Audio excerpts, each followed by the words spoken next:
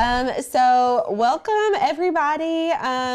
We are going to be making the cutest little thing today. Yes, so in today's video, we're going to be teaching you how to make faux, no-sew, first of all, no-sew faux leather patches for beanies. Yes. I am obsessed with these.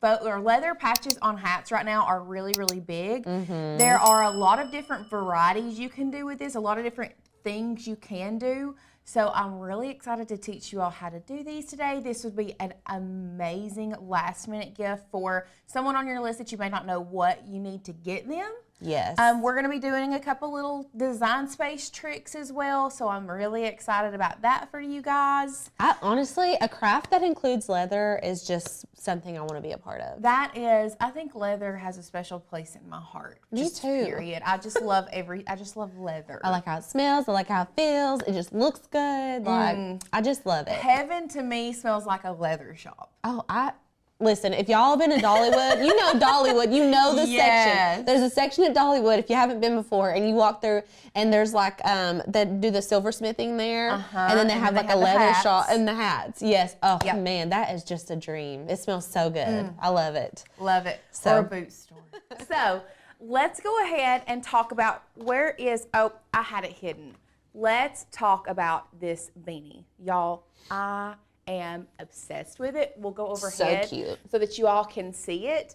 The font we paired with this, I like a thinner font, but you could do so many different things with this. You could do Mama and Minnie. Yes. You could do husband and wife if you wanted to. Yeah. I mean, or just names.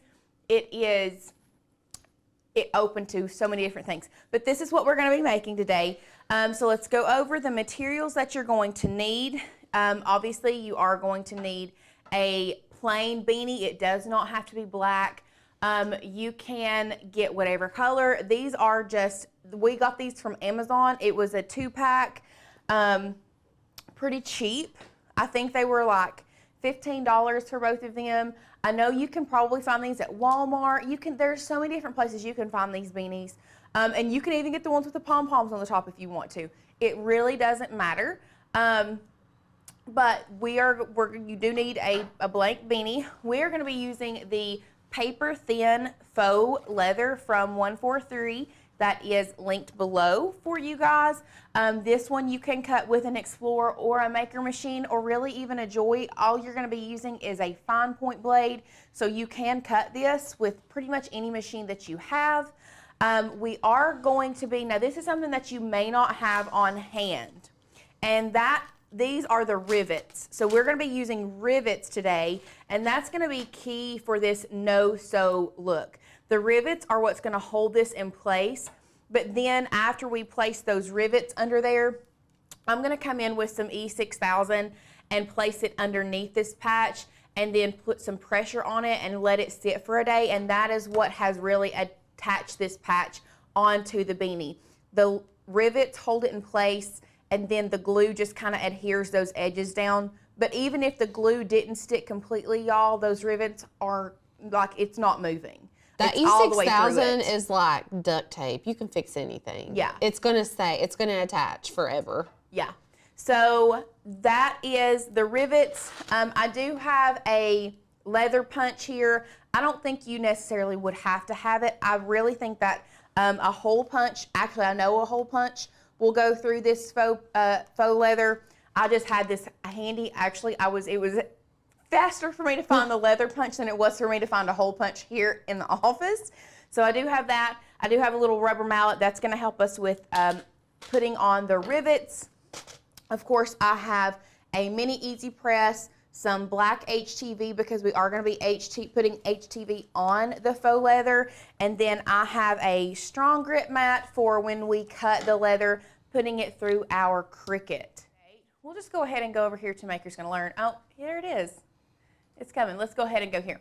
So the text that we are going to be using, I'm pretty sure is Demonstrate. It looks like Demonstrate. I feel like we've used Demonstrate so much here recently. It's one of the best fonts we have. Look at it. Is it? Let's type it in.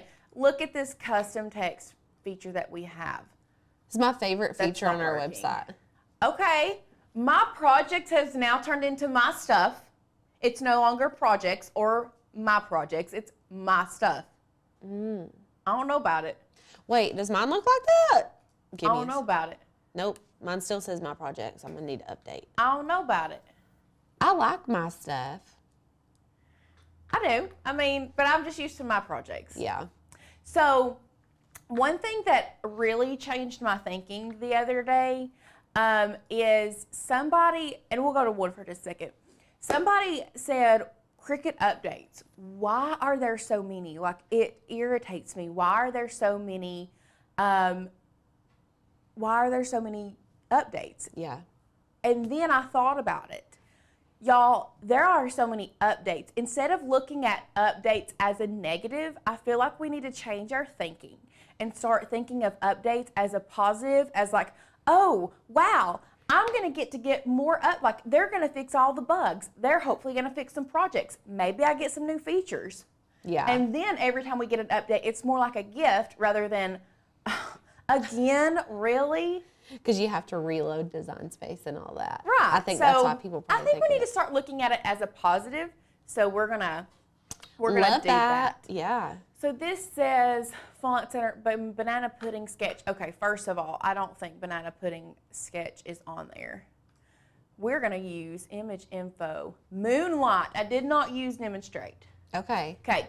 So what we're gonna do, we're gonna come back over here to Cricut Designs or Maker's Gonna Learn website.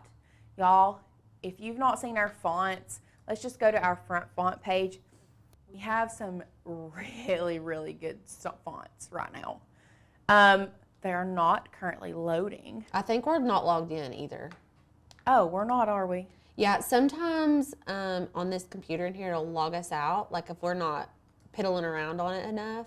Oh, I see that now. Yes. That Groovy Cowgirl font, if y'all are members and you've seen that Groovy Cowgirl font, it's so cute. Have you seen it? It's like wavy, but Western. Oh, yeah. It's so cute. So, it's trying. Oh, there it is. I like it. I like it a lot. Yeah, very cute. Tubular is another one that I've played around with that I like. It's a new one. Yeah. Okay, so the font that we're going to be using today is Moonlight. But what I really wanted to show you guys is our preview custom text. So let's just say we wanted to put in a name and see which one looked best. I'm actually going to be putting Mama on this one because I'm going to have one for me and one for Asher, my little boy. But I'm spelling Mama different than everybody else does. Most people spell it M-A-M-A. I've always spelled it M-O-M-M-A. So that's what I'm going to be spelling it today. That's Mama with a country accent. That's how I've always done Mama. It's so cute. We are going to see which one we like. You can scroll down and view them. But I think we're going to be using Moonlight today. Love it. That's the one that, not M-L-O-N. Let's try that again. That's the one that I had. So this is what it would look like. I like it. So what we're going to do is you're going to click download. What you will do then is come down here, unzip this file, and then you are going to open it up and you'll install it to your font book, and then you will reload design space. And y'all, it's that easy to upload fonts. It is that easy. April's asking if you can use Cricut leather on this project, and you can. And is that Cricut leather, or is that 143's leather? I thought this was 143's leather. But you can use Cricut leather. We have Cricut leather. Yeah, we have it, and it's literally like the same. Yeah, so here is the Cricut leather. It's a little different. It feels a little different. So this one, I feel like Cricut leather feels a little bit more like suede. This one, for some reason, the 143 is a little smoother. But I don't hate the Cricut leather. Like this red patch, actually on that black beanie would be cute if that's the vibe you're going for. Yeah, that would so be yes, you can use, oh, this is actually faux suede. But I think this would look good. Like the Cricut faux suede, faux leather would still look really, really good. Yeah. So what we're gonna do now is I'm going to grab my measuring tape and we're gonna go overhead. And we are going to measure the size that we need our patch. So this right here, we're looking at about, I would say 2 inches in height. You could go up to 5 if you wanted to. Really, I'm looking at a 2 by 4 inch patch is what I want. And we'll bring this one in and I'll see exactly what I did for this one, which is a little bit, that's about what I did. I think I did closer to 4 1/4. Looks like I did closer to 2 1/4 by 4 1/4. So what you'll do is you're going to come in here back to Design Space. We're going to grab a basic shape. Now, you can decide if you want a rectangle with rounded edges, with hard edges, any one you want. I think we're going to, this one has rounded. So we're going to grab this one. It does have rounded edges. We are looking at already, we're going to change the height to 2. And then what that will do, it'll make it a 2 by 3, but I want it to be closer to a 2 by 4. So what I'm going to do is I'm going to come up here and unlock this, and I'm just going to go to width and put it at a 4-inch width so that we are at 2 by 4 inches, okay? So this is going to be our base shape. We're going to be building this that you see over here on the side. So we're going to change that material color to the tan. That's the tan that we're going to be using for our patch, okay? So now what we're going to do is grab this. We're going to take our shape. What I want to do is I'm going to be creating this line right here. So what I'm going to do is I'm going to come to offset, and instead of doing an offset, I'm going to do an inset, okay? So I'm going to do a negative. If you all have never done this, I love this little hack. You're going to do a negative, which is going to give you an inset, but I don't want it that, I don't want a 0.25. I want it about a point, I think I want to do a 0.05. Nope, see, that's too close. You can play around with it. Let's do a 0.1, see what that looks like. Okay, that's a little better. I like the 0.1, so now we're going to apply that. Now again, we're going to, this is selected. Our black inset or offset result is selected. We're going to put another offset on that one. So we're going to do another, you can keep it at negative 0.1 or you can go larger if you would like. I'm going to apply that. Okay, is everybody with me? Now that we have, and there's so many different ways that you can do this. This is just the way that my brain works. Now we have both of our offset or both of our insets that we just created. We're going to make sure both of them are selected. Then we're going to come down here to combine, and we are going to exclude. So what that's going to do is that's going to take off all that middle portion, so all the gray portion.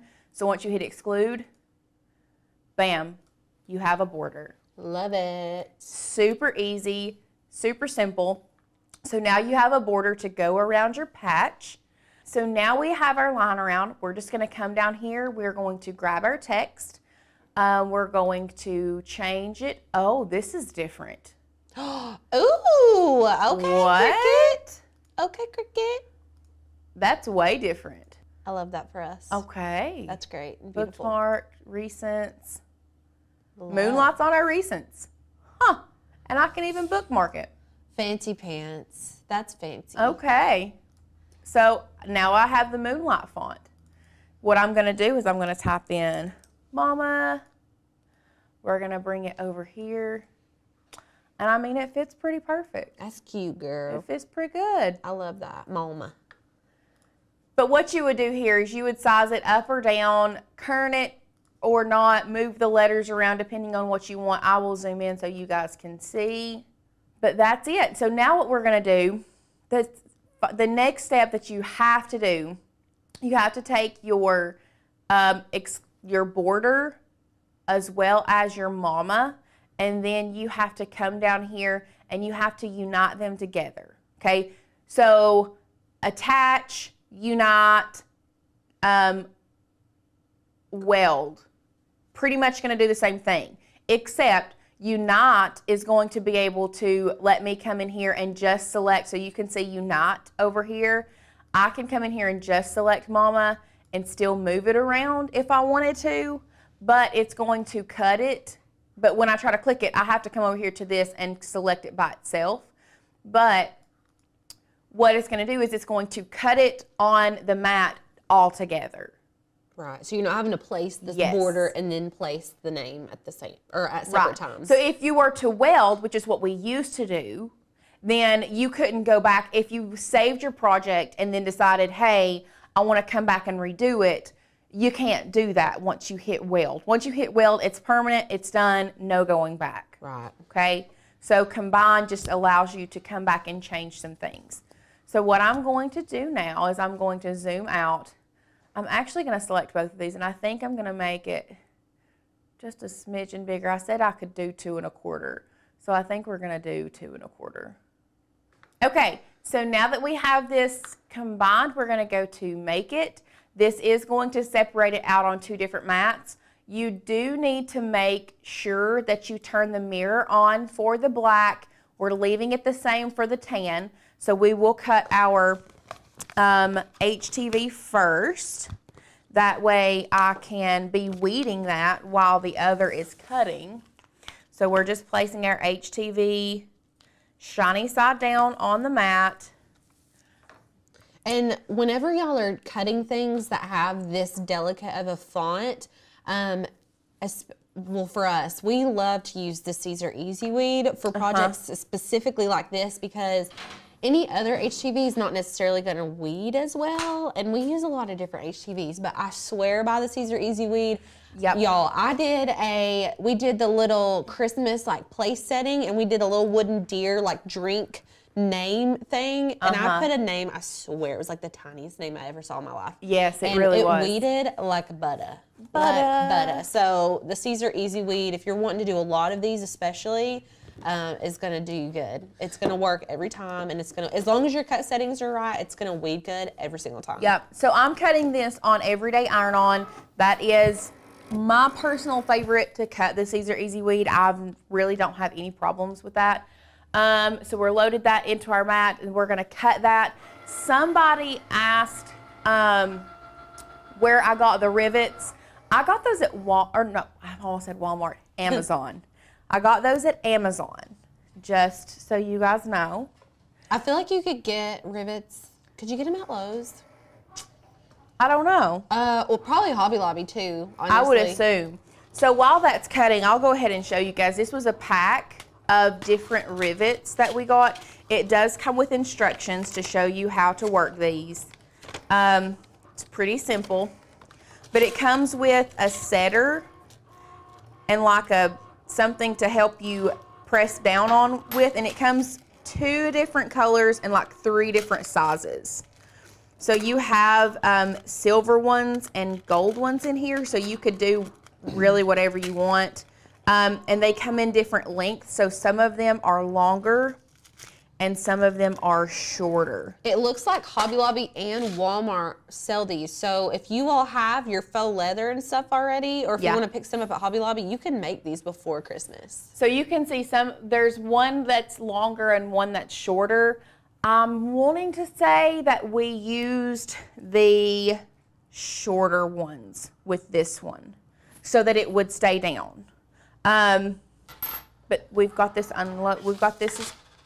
cut, so let's take this off. Boop. Now we're just going to load our faux leather onto our mat.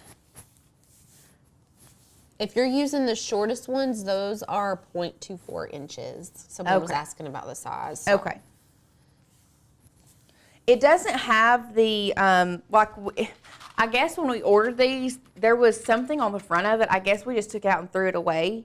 That had the measurements on it. Yeah. Yeah.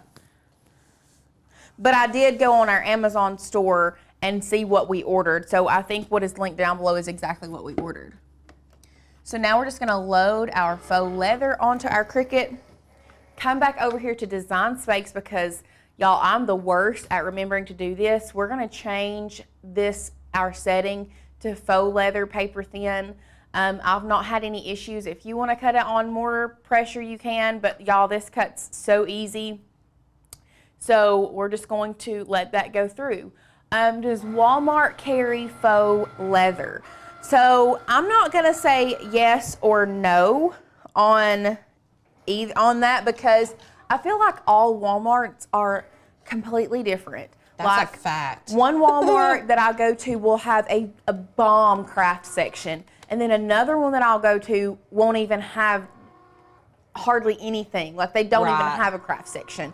Some Walmarts carry fabric, some do not. Well, so that's what I was about to say, because it looks like they have like some pre-cut leather fabric, like in the fabric section on Walmart.com. So like, I would check your Walmart, especially if you have a fabric section, and just see if they've got some, like, it won't be in sheets like this, probably. It'll probably be like on a roll, like a fabric roll. Yeah. So, and that's it. Boom. Easy peasy. Look how good that cut. It's cute. Okay, so now let's get to weeding our... I'm so bad, like, I can make stuff, but like, I just be buying stuff instead of making it. So don't be like me, because I could have made this so easily, and I literally bought a hat with a leather patch on it from a small shop on Etsy. Well, at least you're supporting other small businesses. Yeah, that's true. That's true. So if I wasn't doing, but it's a real hat. It's not a toboggan. It's like a little flat bill hat for my little cousin. Oh my gosh, it's like the cutest thing I've ever seen in my life. Yeah, so these are really, really popular right now. I don't want to say, like, beanies have always like been popular. But right now, those flat bill hats with the leather patches are super popular. They're so freaking cute. They're like the cutest thing I ever saw, especially on like little boys. Oh my gosh, I love it. Okay. Gwen's asking when to know when your blade needs to be replaced, and for us. So that's gonna be depending on how much you use your machine. Yeah. If you use your machine a lot, I would say 4 to 6 months, maybe not even that many times. And it really depends on what you cut. Yeah. So if you cut stronger material, then your blade is going to get duller sooner. Like if you're cutting leather like this a bunch all the time, you're going to replace your blade a lot sooner than if you're just doing paper crafts all the time. Yeah. Okay, y'all, look how fast. Now we're taking our Cricut Mini Easy Press heat setting of 2. Are you pressing that on the mat? I was going to, but thank you. I was just, stressing me out I was just going to go at it. Listen, that's just how Now, does that make you feel better? Yeah. Does that make you feel better? I can just imagine that being like glued to, I don't think it would happen, but I don't know. It was making me nervous.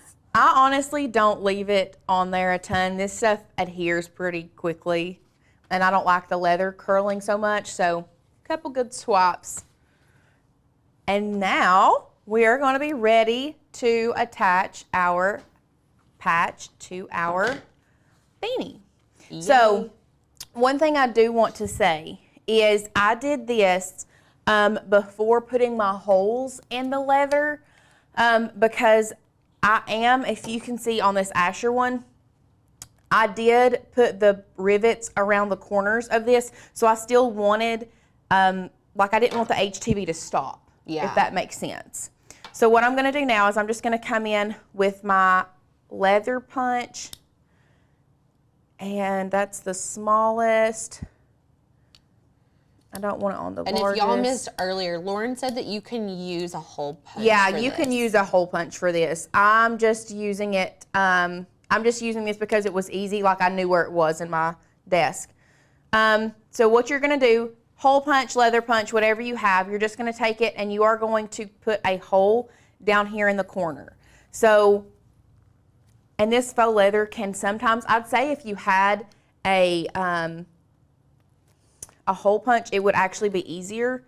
I'm putting it, I don't know, about 1/4 of an inch from the corner.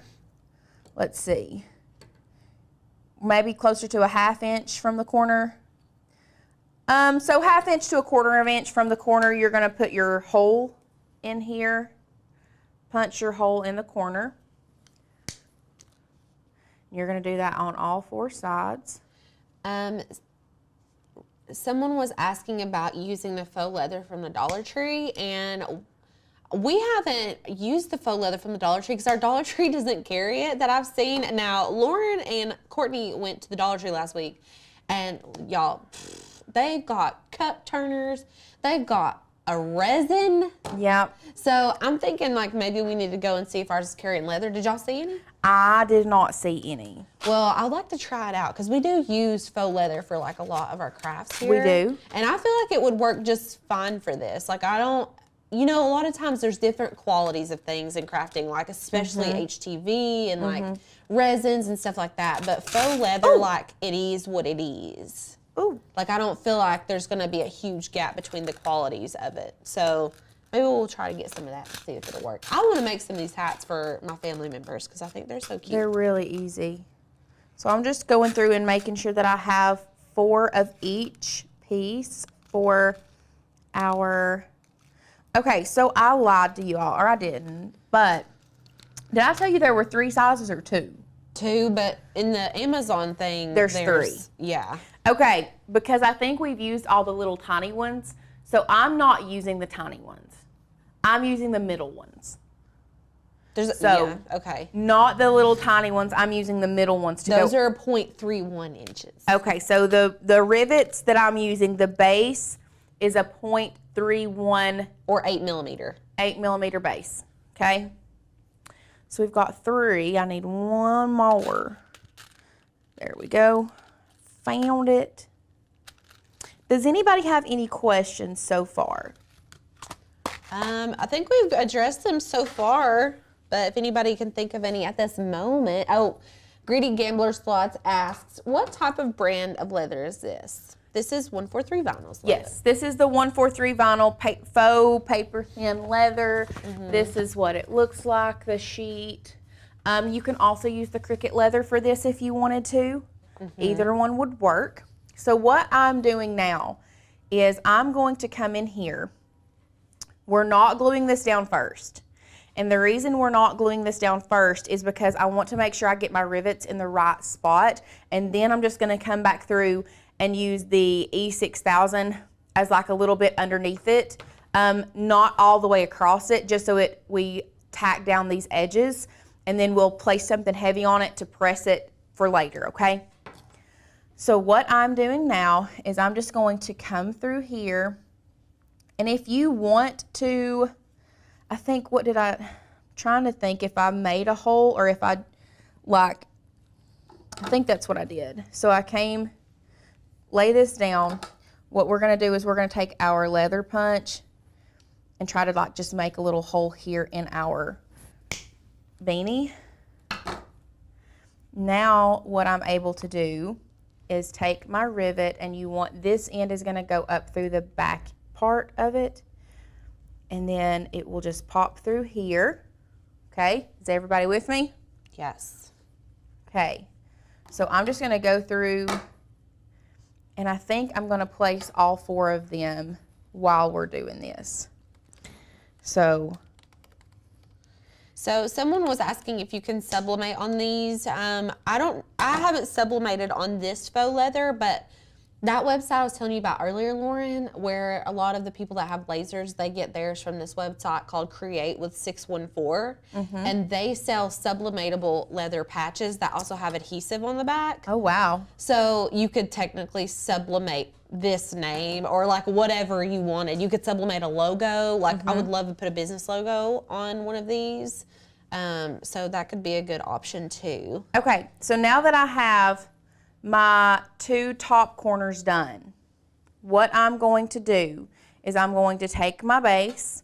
Now there is a concave, so there's a side that dips in and a straight side. What you're gonna do is you are going to use, I'm pretty sure it's the concave side that we're going to be placing it.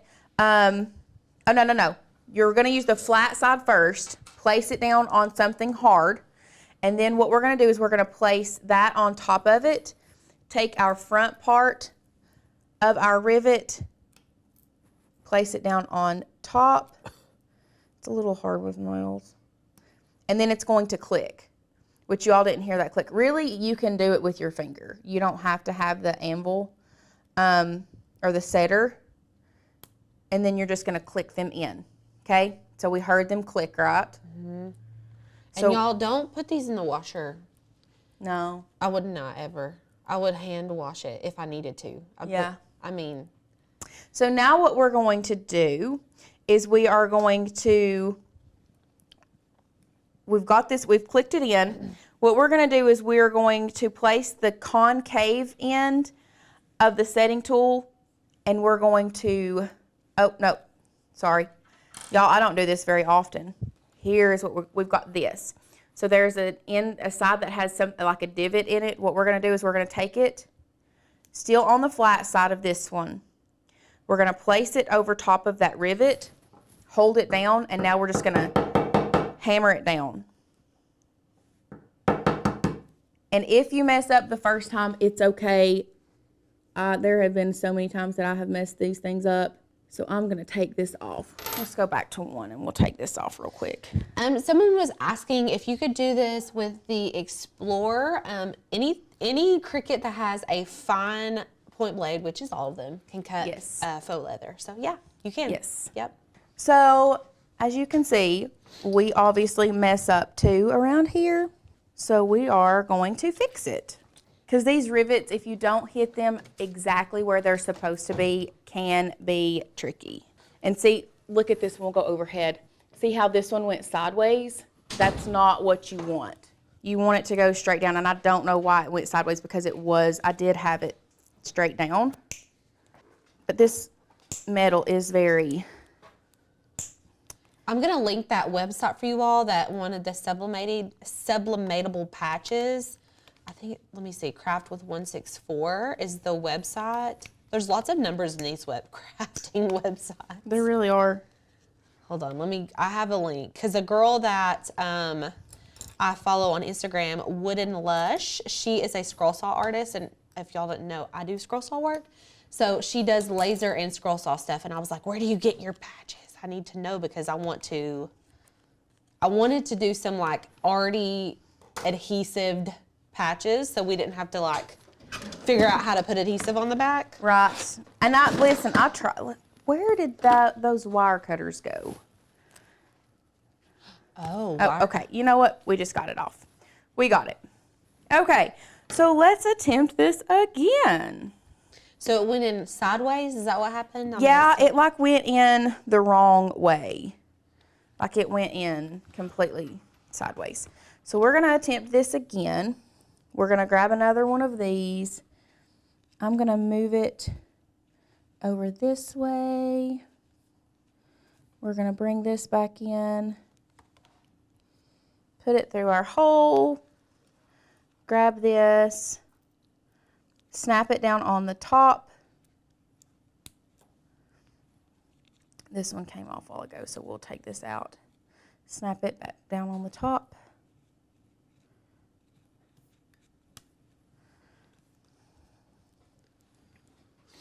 Then we are going to take our rivet, okay? I'm going to unfold this. Flat surface.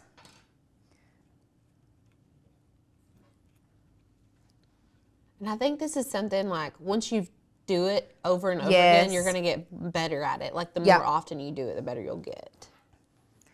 Take your setter, place it here.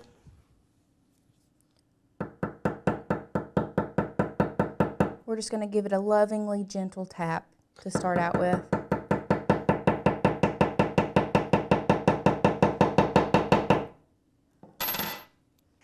Then we're going to move over to this side. Someone was asking about doing a vintage look on these. I feel like the leather patch in itself looks vintage, if you're asking me. Like, I feel like this looks like a vintage leather patch. Yeah. Naturally.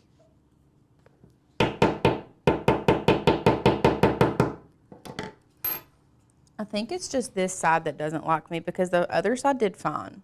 Oh, okay. And I don't know why. It's looking cute, though. Very cute. Okay, so once you have those two set, you're going to come back in and do the same on the bottom two. So in my brain, which you said that you're going to add the glue at the end, in my brain, I'd be like, okay, I got the first two in, I want to put glue on. Would it mess me up if I put glue on and then did the bottom two? I don't think it would. Okay. I think if you wanted to go ahead and put glue on it, we can, which we can do that now that we've got it set. What we can do is we'll just come in here. The only problem is when you are working with this, like coming in here with these rivets, like you're gonna be moving all of this around. Right. Would be my only issue. Yeah, and it like, yeah, I can see why that would be a problem. So same thing. We're bringing this in the bottom. I didn't cut the hole in this one. Let's go back through. And I'm actually gonna move this to the smallest setting on that.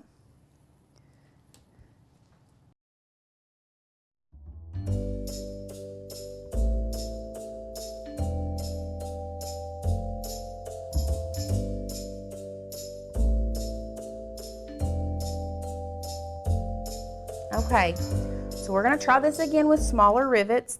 That one may just have to be bigger, I don't know. Maybe we can get it out. Or maybe we can just cut another one. Okay, so you do need the smaller rivets with this. It does work better with the smaller rivets. This one is already in. So let's go ahead and put this one in. Snap it down. So we're doing the 0.21 diameter rivets, okay? 0.21. Putting it on the thing, putting our setter. Y'all, did you see how much easier that was? Mm-hmm. It was because my rivets that I were using were too large. Too large. We figured it out. Figured it out. So now I'm just going to come back in here and put another rivet here. Lauren's not turning the hat all the way inside out because if you turn it inside out, that back flap is going to try to like cover up what you're trying to do. That's yeah, why so you're if I just turn flipping it this way, that's what it's going to look like.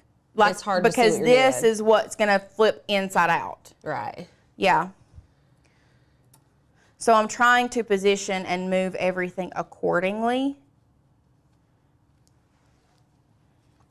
These patches we created ourselves, Jeff, so they're actually just cut from faux leather that we ordered from 143 Vinyl, and we did link the vinyl below if you're wanting to order some. And they have like, I want to say they have like 8 different colors of faux leather. Let's see, 1, 2, 3, 4.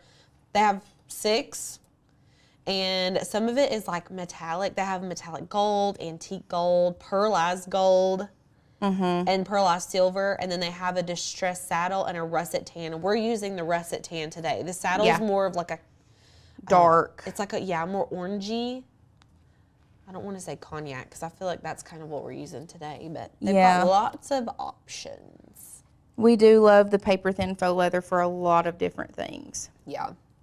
So now that I've got that one in, that one corner just may have to be a larger rivet is all I can say. Now I'm going to take my bottom part. Now this is where you will kind of flip it inside out, set it down on it. Oh, Jeff was wanting to know the sublimation patches. Listen, we might need to do some content around sublimation, leather sublimation patches.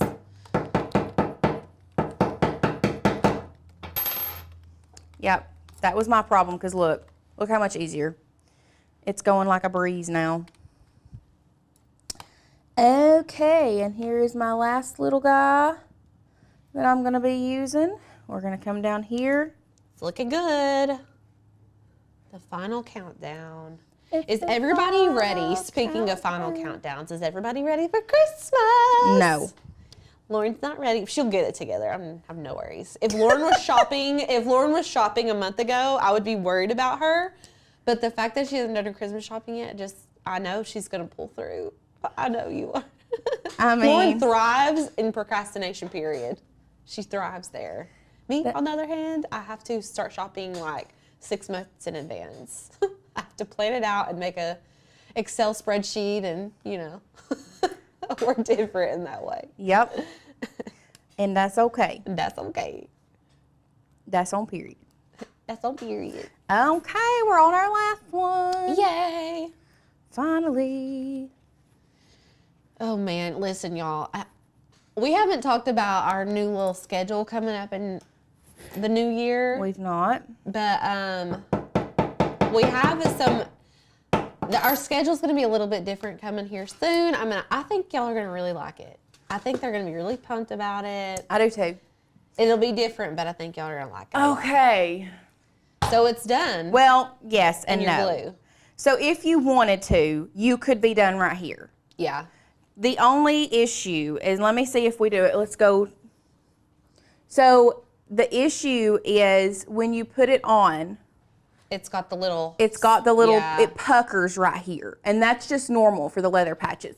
So the next step you're going to do, you can do fabric glue, E6000, whatever.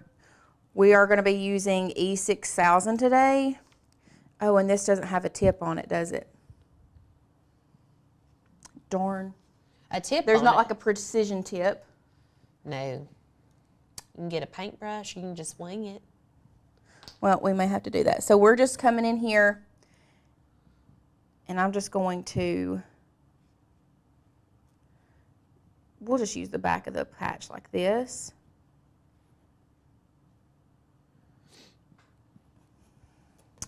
Place some of that down, move it back to where it's supposed to go, smooth it out. Y'all could see, I don't know if y'all saw that, but I did a pretty large like dollop in there, and then what I do is I'm just coming down here and smoothing it out. And then this side is still wanting to like pucker a little bit. So I'm just gonna put that there, place it down, but instead of spreading this way, I'm gonna take it and kind of spread it back in toward the middle.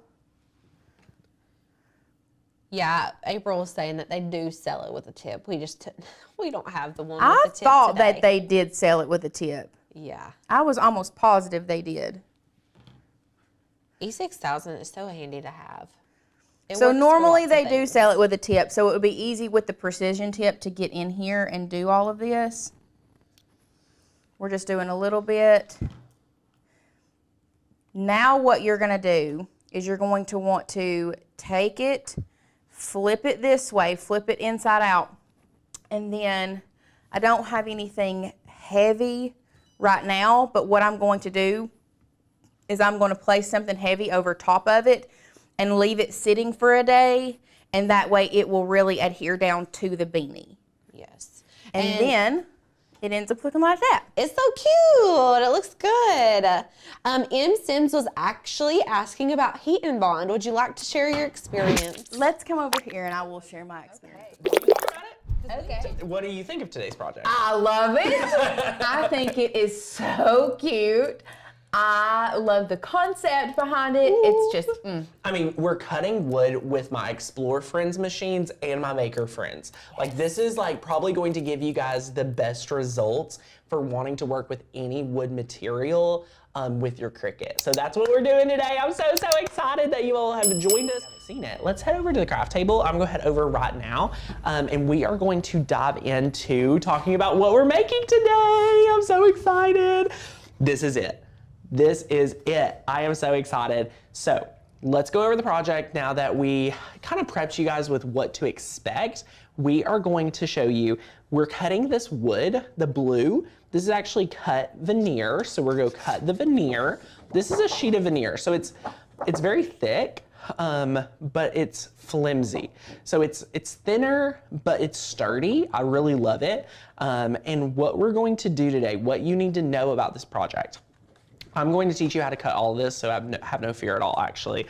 But all you need is, dun dun dun dun. How many of us Cricut beginners, like my friend Lisa, who hasn't even used their machine yet, know that there are different blades for your Cricut?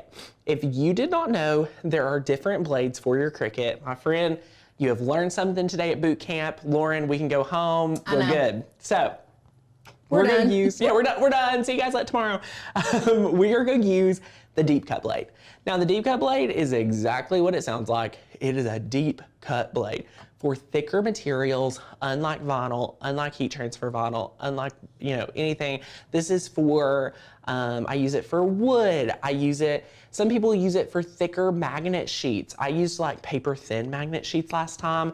And it is so exciting. Megan, our job can go home. Megan just learned what wood veneer is. Again, y'all are learning things, which we are so excited. We're gonna leave, like we already taught you all enough. I love it. But no, you all are gonna be in for a treat today. Let's talk about supplies. Let's hop over to overhead. There's a few supplies for today's project. I'm not even going to lie to you, but what I want you all to really see here is how beautiful this project is, y'all. I mean, this does not look like you made it with your Cricut, but it's actually really easy to do. Oh, super easy. I mean, you're gonna mix in heat transfer vinyl, cutting with the wood, a brief design space. I mean, not much in design space, y'all, really. And then if you notice, this is like separated about an inch.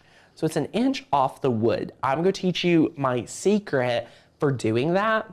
And now that you know the 3 different steps, the supplies will make sense to you. So what we've got our 12-inch wood round, we have a sanding block, we have a tape measure, we have our brown heat transfer vinyl, we have our wood craft cubes. This came in a pack of 36. And what this is gonna do right here, this is going to allow you to create that like 1-inch dimension separating the 2 pieces of wood. You're going to love that. You also need your paint. This is the DecoArt Americana Multi-Surface Satin. Guys, if I had to tell you a secret paint that is so good, this is it. All right. Next, we did do a little wood stain. We did that before the show, so that's awesome. We have a little wood piece right here. I have a little hack for you. I think you're gonna be pleasantly surprised because it's gonna work with, this is my secret weapon. Like, for some reason, I had a bad taste in my mouth about DAP Rapid Fuse when I was going to be able to use super glue until I found Rapid Fuse. Yeah. Have you worked with this, Lauren? I have, and I absolutely love it. Okay. We actually use it on our Did we really? arch back here. Yeah. Oh, honey, I love this right here. I actually found this, and it's so good. Like, I love it. So you're going to enjoy that too, and it's going to be so fun. I'm seeing some comments. I want to make sure we're all on the same page at the same place. I'm seeing some comments, Lauren. People are saying, wait, this isn't a beginner project? Wait, can I actually do this? Y'all, we are going to be here until you feel 100% confident. We'll answer all your questions. Yes. We're going to go slow today. What I want to prepare you for is this is a beautiful project. This would not be something I would just say, do quick in design space and cut it out and be done. It can't be like that. So what you're going to do is we're going to take it slow. We're going to give ourselves grace and we're going to push ourselves. If you're scared to cut wood with your Cricut, that's what you need to push yourself today to do. If you're scared to iron on wood, I want to push you to do that. Maybe it's all of the above. If that's what's going to push you, that's what we want to see you do today. All right, my friends? I'm so excited. But before we jump in, Lauren, let's jump on over to Cricut Design Space and take a look. This is not near as overwhelming as you may think. So that's why I feel like once we bust through Design Space, you are going to love this project. Here's our finish. I love starting with the end in mind. So this is our finish, okay? This is what we're gonna look at the end of the day. By the end of this right here, here's what Design Space should look like. 3 simple layers, 1 circle. Really, the circle doesn't even get cut out. It represents the wood. So boom. Does this look not even easier now? If anyone was stressed about this project, I want you to see that here it is. 2 layers, a blue layer, that's gonna be the wood, and then we have our iron on. You can do it, all right? Ty says, so I just thought I had everything. I need the veneer. Ty, amazing supply to dive into if you haven't already. And this is fantastic. So now there have been friends asking if there are other woods that the Cricut can cut. There are. And there are. But like we were saying in the first of the show, it takes the Cricut quite a while to cut those thicker woods. And there are times where you don't get as nice of a cut. It just doesn't have the pressure to be able to really cut those thick, sturdy woods. So that's why we are using the veneer today. Love the veneer. And that's something, there was also a friend say something about like craft foam. Oh, if you don't have the veneer and you want to try it out with craft foam, that would be great. That would be. Try any material with the deep cut blade. Yeah. So if you all were not aware, Maker's Gonna Learn offers amazing fonts, okay? Amazing, amazing fonts. So today we're using one of our company favorites. This was probably, I mean, we search it all the time. Quiz time. Quiz time.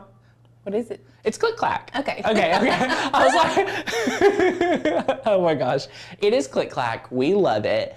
And it's so good. So yay, this is awesome. And then here's Click Clack. So when you're a member, you get unlimited downloads of all of our fonts. And we're just going to download Click Clack real quick. While that downloads, you can scroll through the view all, and it is so, so good. Jean says, membership's awesome. First signed up last year, did not hesitate to renew. Worth every penny. You're amazing. You are so, so awesome. But yeah, we have really unique fonts.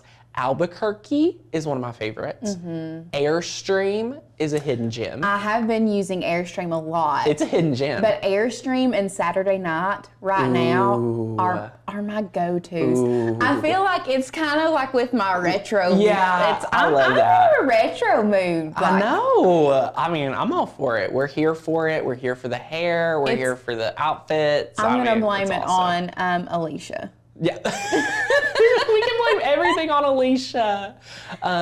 But yes, Arrow Words. This one's one of my favorites for a lot of your designs. It comes with the little training so you know how to use it, but you can use Arrow Words and then bring the arrow together. It's a very cool design. One thing I do want to share with you guys today is my favorite font. Someone was shocked I wasn't using Barefoot Joanna yesterday. So I do have to give Barefoot Joanna some airtime. Barefoot Joanna is one of my favorite fonts. You all know, it's amazing.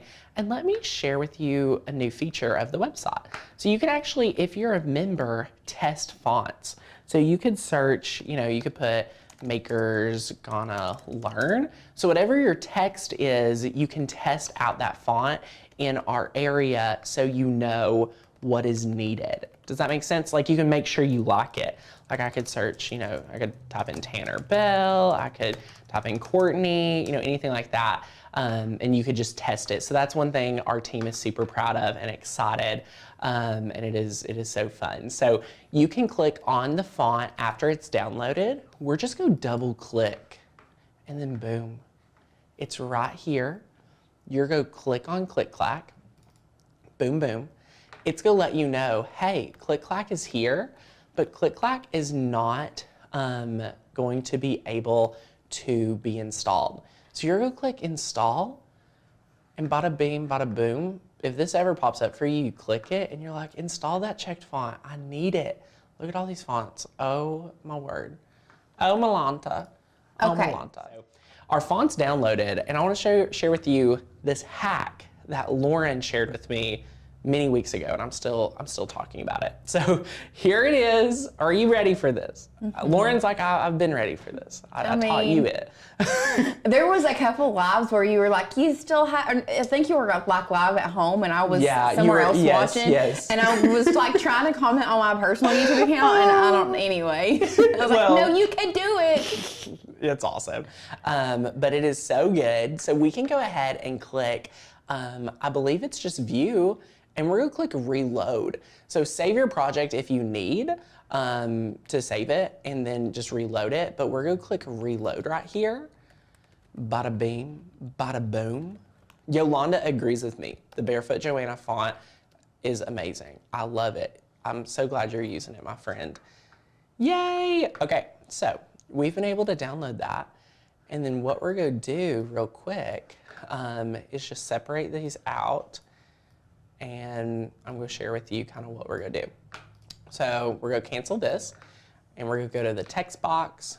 We're gonna grab under System. We're gonna search click and clack. Beautiful. We're going to search hello, or we're gonna type hello, period. Okay, that is going to go right about here. Is that not awesome, my friends? So good. Love it. Learn something new. Okay, Lauren, we can go away. We can go home. I know, I've had so many friends say that they've learned something new. I'm so happy. That's awesome. We can go eat tacos, get a coffee. I mean, we're done. You know tacos are my favorite. Yes. But yes, we're going to slice this real quick. So I'm just going to zoom in. Did you notice what I did? So if you've never grabbed a hexagon, all you would do is go to Shapes, and under this free area, you can grab your hexagon, and just like so, scale it up. This replay is available to you, Yes. and it'll be awesome. So you can shift it. We also have, while you're doing that, we will show you where to get the... oh, this is not the hexagon. This is the octagon. Lord. We will show you where to get the flower file here. Yes, we're getting to the flower We're file. getting there. And then there was something else. Dun, dun, Oh, dun, Linda, dun, dun. and I know this is for Dun, dun, everyone. dun, dun, We are getting that link added for the veneer. Yes, we will It was add not that, my on there. friend. Courtney I got believe- it, and I think she's sending it to Angela. If you all are curious, let's see if it's under the supplies for day 2. So we have this boot camp area, and if it's on here, look at me, I'm so excited, huh? I'm wondering, so we're gonna add that right here, because we need to get that wood veneer. But this We is got where it we'll from add Amazon. Yeah, we love that. So anyway, we'll get that. Great questions. But anyway, back over here, you have your hexagon now, okay? You can change that color just for visualization purposes. And then we grab click clack and we have it right here. So that's really easy. I'm gonna delete this one now. And what you're gonna do, y'all, just like yesterday, we're gonna select both of those and we're going to click slice. You guys know it's a cookie cutter. Beautiful. And delete those out. Boom. Bye. This layer right here is going to be the hello. This right here is the hello. It's going to be cut on our wood. That is going to be awesome. All right. Now, in addition, what we need to do is just grab this cut file. And what you can do when you're a member of Maker's Gonna Learn, you can go to cut files. Welcome, Julia, made it for the live show. You can go to cut files and you can just search flower. That's actually one cut file that may be featured on the link area of Bootcamp. So you can see you have the font right here, click clack. But for the flower, you are going to be able to just find it when you search on Maker's Gonna Learn. Let's see if we can find it real quick. So we did have someone ask us how large the hexagon was. So that's going to be, you're going to size that. You can size, really, if you want to, you can size that smaller or larger, but it's definitely going to be smaller than your wood round. Yeah, that is true. I love that.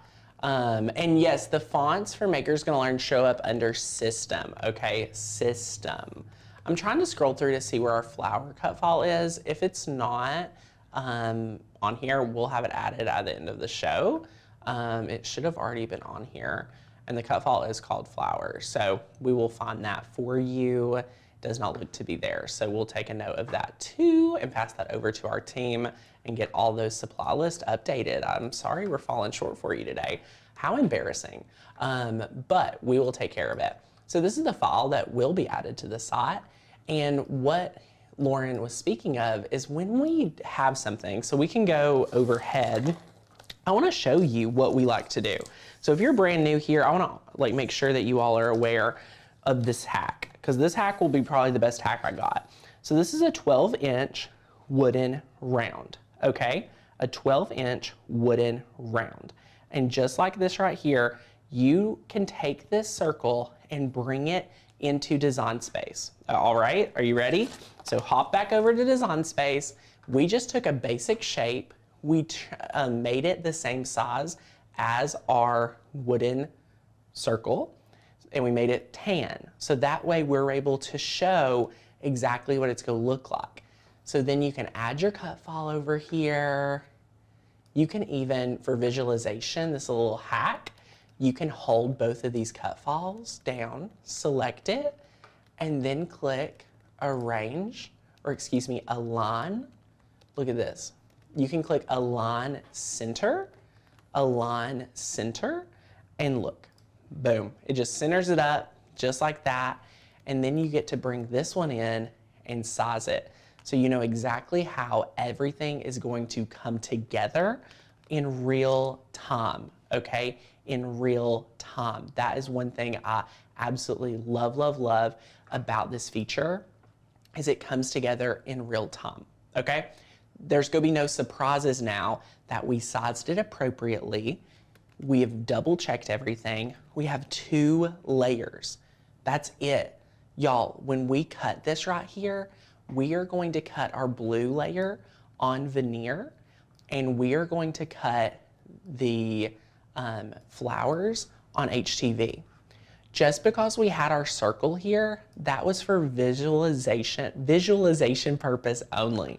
We're gonna X that out. We're done with that, okay? This is it. So I don't want you all to be scared. This is not a project that you're gonna be scared of. Now that we are done with this part right here, we are ready to jump right in to get cutting. That is simple. So we already have this sized all ready to go right here. I'm gonna hide that one, and then boom. We're gonna click make it, and we're gonna click on the mat and press continue. And because we're using heat transfer vinyl today, we're gonna mirror it. So it just flips that. And then for mat 2, this is perfect. All right, this is good to go. I can move it down and over if I want, and then I can press continue.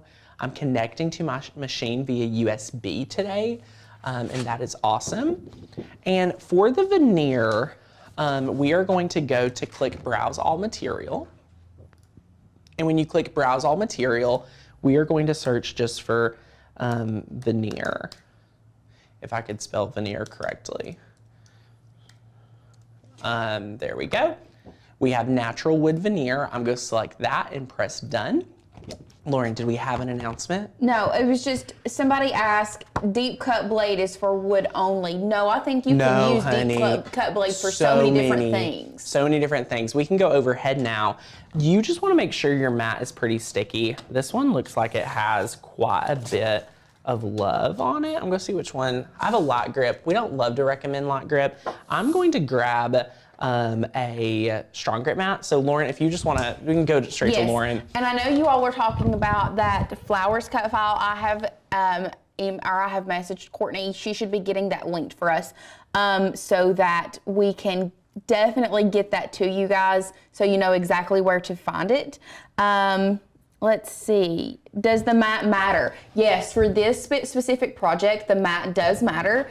When you are using any type of medium with a deep cut blade, my suggestion to you, use a strong grip mat. If you don't have a strong grip mat, get you some painter's tape, some masking tape, and tape that down. Yeah. Because it's important that that doesn't move, because that deep cut blade is putting a lot of pressure on that medium that you're using, whether it be wood, craft board, whatever you are using, it's going to put a lot of pressure on that, and there is a chance of it moving back and forth. Yes, I love that. Thank you so much for helping as I ran out to the craft area. Let's talk about veneer real quick. Lauren touched on it. I did. It's so funny you brought it up. I pulled out my painter's tape just in case. Like, I just want to teach you all the best practice possible. The wood veneer is really fun. I love it. I think you're going to enjoy it too.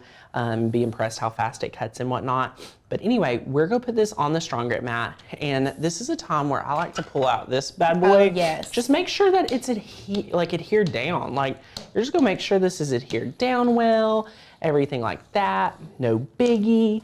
You know, it's perfect. So that's down.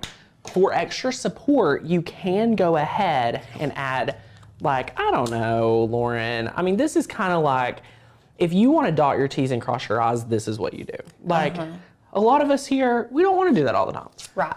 But, you know, we have quite a few people watching today. If you are using thicker wood, it is an absolute must. This is not a how to use the knife blade video. Right. We do have that available. This is how to cut veneer on an Explorer or Maker. And there is... And we love that. We have had friends wanting us to explain the difference between that knife blade and the deep cut blade. All right.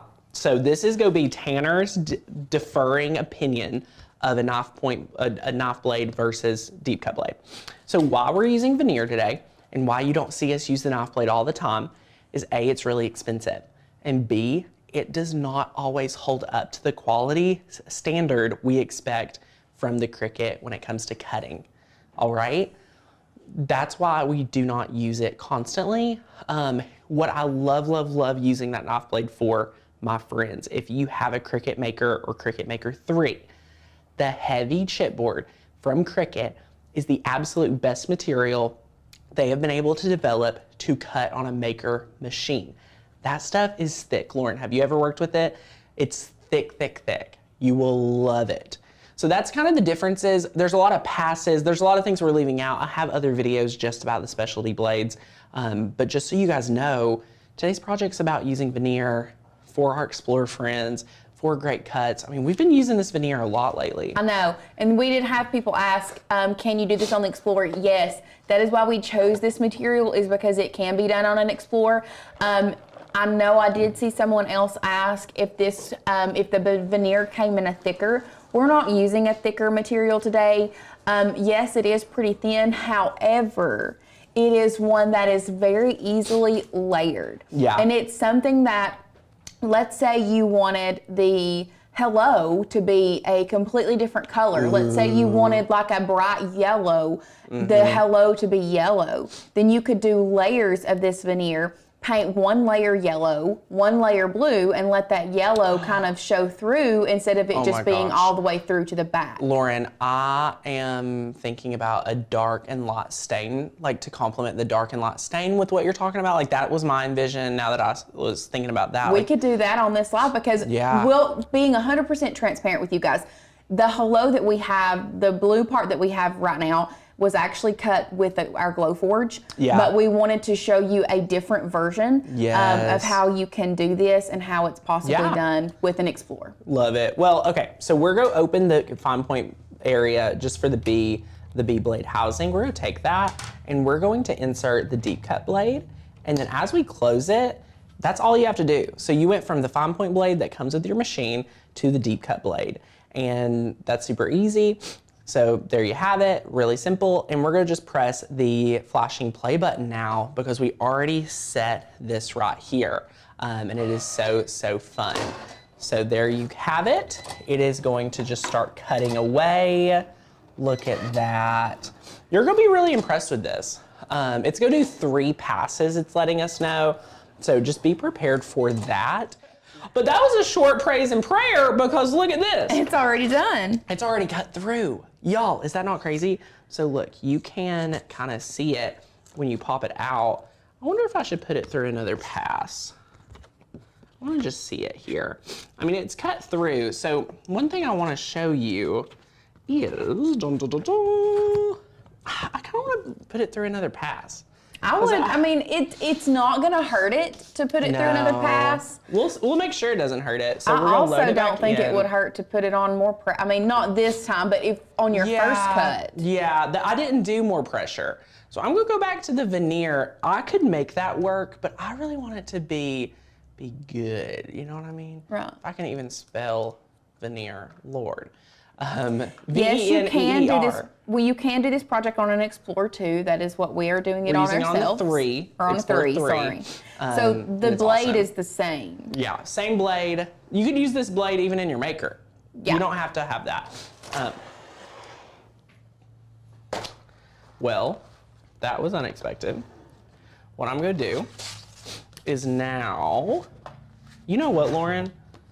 This did not even cut through all the way. So I'm flipping it because it already cut on this side. So I'm just flipping it over. So this is an easy way. Definitely use that more pressure, y'all. More pressure is going to be our secret weapon today, working with the veneer.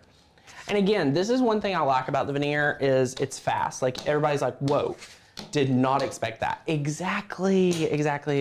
So here we go. One thing I do want to highlight while you're doing that. Go for it. Carolyn said with so much sadness and craziness in the world, crafting is, and she just said crafting is, but that's one of our things is Sanity? Crafting is our sanity, crafting is our therapy, crafting is our escape, Yeah. crafting is for us, and I think I speak for you all as well. Yes. You all are fellow crafters as well. It's one of those things where we can create beauty in a world that is so ugly sometimes and Yes. so dark. And let's get real. Y'all are in control of your crafts, and we're not in control of this crazy world. You know what I mean? Yeah. Aw, watching Tanner makes me want to craft. Yay! That's our goal. That's our secret goal. Although sometimes we don't have control over our crazy crickets either.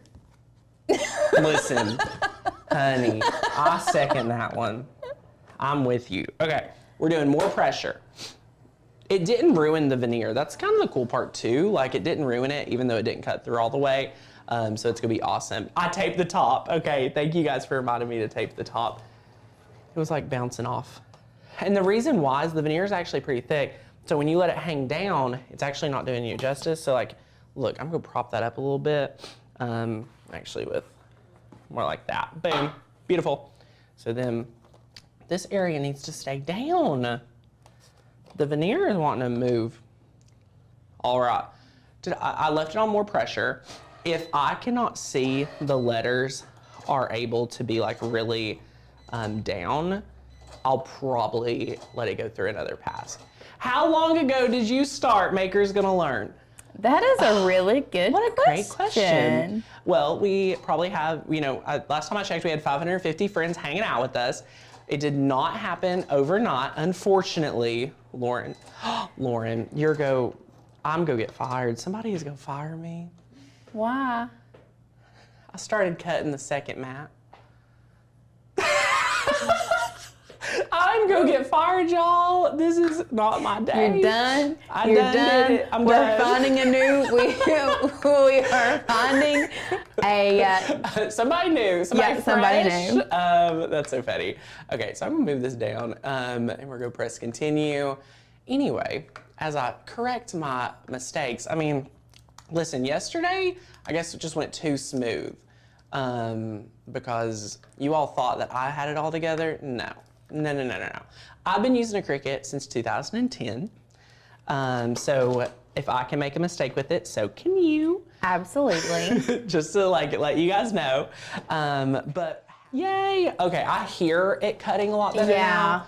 This is like, oh, I can see. There is a huge cut difference between more pressure and not like regular pressure. As I use an Italian hand, the key. Wait, did you see that TikTok? Did you see that TikTok? On our Facebook page where she was going around showing her crafter. I loved it. Okay, I saw one with the same thing, and it was this couple, and they're Italian, and she was like, I'm going to see if my husband can go like a whole day without going like this. Oh yeah, this is cutting through. This is really good. Oh my gosh, this is good.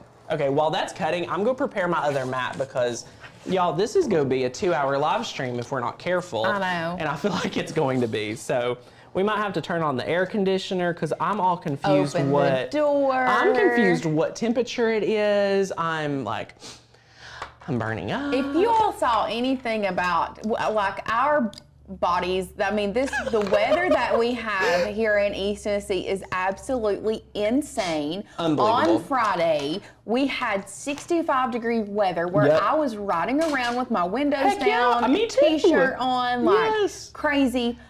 woke up on Saturday morning to 4 inches of snow. Unbelievable. Some of our friends Not got cool. 7 inches in Knoxville. That was crazy. Yeah. Okay, so I've now cut mat the correct mat. Yes. It's now letting me unload it. Let me double check that I want to unload it. Now I'm nervous, but I see a lot more sawdust. This looks really good. I'm going to very carefully, because here's the trick. You want to make sure it cut through before really moving it around too much. I want to make sure it cut through. So I'm going to grab this and see how well it cut. So we did have, while you're doing that, we had some friends ask us where they can find the more pressure setting. So when you go I'll show that because I'm going to cut it again just because I want it to be flawless and I don't want to have to, like it's cut. Like I'm not saying it's not, but for these letters, like they need to be able to pop out a little bit better. So we're going to go to VE and find veneer, click on it. And then after you press done on your material, look right here under basic material, you can use default or you can use more. So just select more. And now it's measuring. Love it. No. Why does it keep doing that? Just go unload it, we're fine. Now we're getting a flashing red light.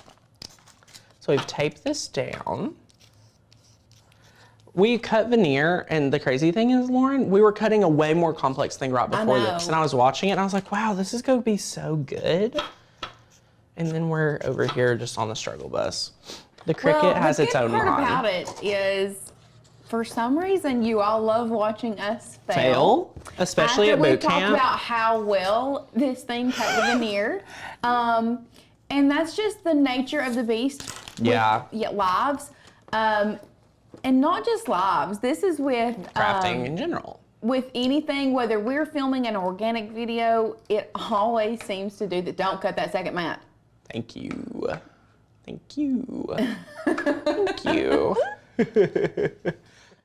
Okay, so we're going to mirror our iron on. We are going to cut this veneer, and we are going to get a new piece of veneer because it's awesome. I do want to see, just to fill some time real quick, what we've got going on here with this. So here is our piece that we've cut, and I want to show you guys, it's cut, but it's not cut all the way through. So we could salvage this because look at this.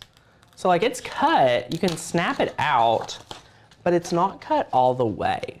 So if you... and this is, while he's doing that, this is why...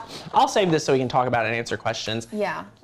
Thank you so much. But this is why we like the, when you start cutting thicker materials, these are the issues that we have, is we end up having like, it just takes a long time. It cuts really good. Yeah, no, this is proof. Show the overhead that it cuts great. Yeah, this is proof. We love it. We cut it all the time. So this is not us just trying to, we don't probably, I mean, we make very small commission off our affiliate links, but we're not trying to sell veneer because, you know, it's some special promotion for us, honey. You all know we are here to sell you what is best for you. And it's gonna be awesome. So I love that this is just not gone perfect because, hey, we get to hang out more.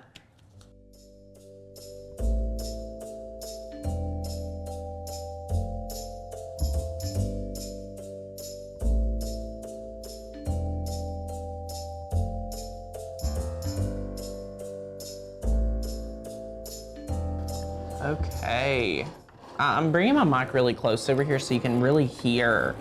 You can really hear it and like what it's doing. Okay, look at that. We're doing another pass. Oh yeah. Okay, so for Maker and Explorer friends, as we are gearing up on this fourth pass, here's what popping noises. I know. Now it's flashing. Now it's gonna be like, oh, you're done. If you need it to go again, press that play button and it'll go again. But here's what you can do. While it's still in here. Oh my gosh, are we on this camera? Yep. For the first time ever, look at this peeling up. It's peeling up. Oh, Oh my gosh, we're done. So look, and the reason why I could check it, if this was not coming up, leave it loaded. Leave this loaded, okay? Leave it loaded and just press the play button again. But as I can show you, this is what, Lauren, this is what it should have done from the get-go. Yeah. But see, here's what I'm confused. Look at that. Wow. Wow. One thing you're going to want to do though, don't get rid of the middle part of the E and the O. They're on the mat. Okay. They're on the mat right here.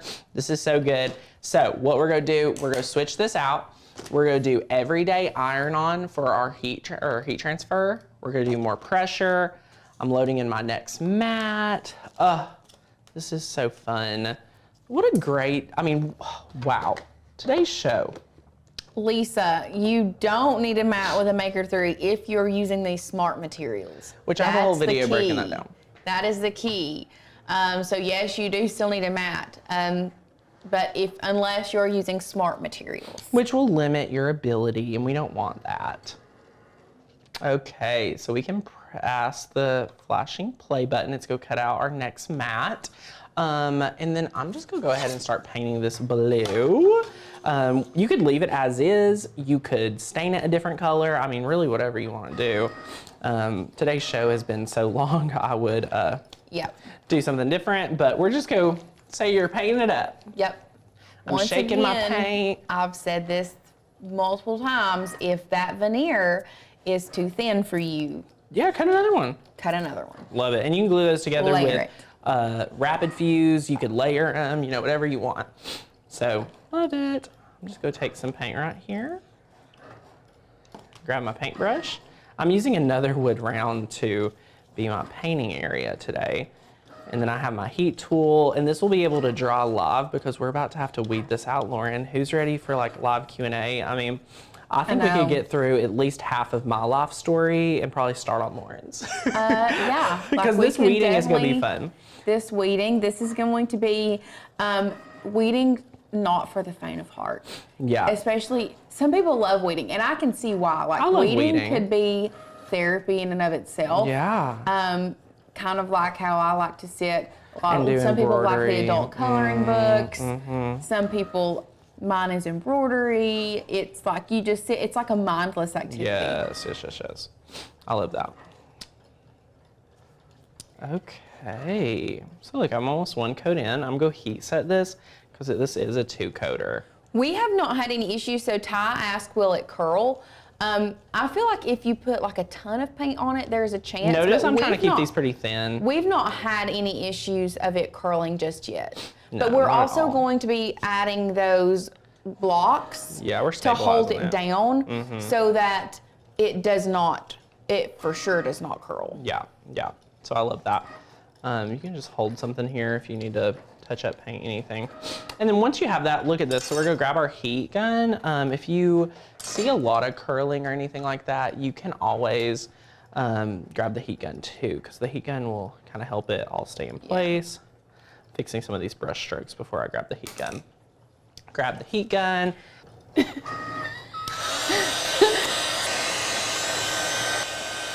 The heat gun is not linked. This is just a Chandler tool. There are so many different ones out there. You can do whatever you want. You don't have to have it to do the project. When we do supply list, we literally try to give just like the baseline, but maybe we'll start linking more of we'll try maybe to start linking more of these like extra tools, because I know you all want to be like extra crafters, like we are, like above and beyond, like fast. You know, a lot of these things we have here sometimes is to help production, you know, make the video flow better and things like that. But it's awesome. I mean, you guys are fantastic. Okay. Look at this. Second coat. Oh, I love seeing the change of a 1 coat to a second coat. Like, definitely changes the game.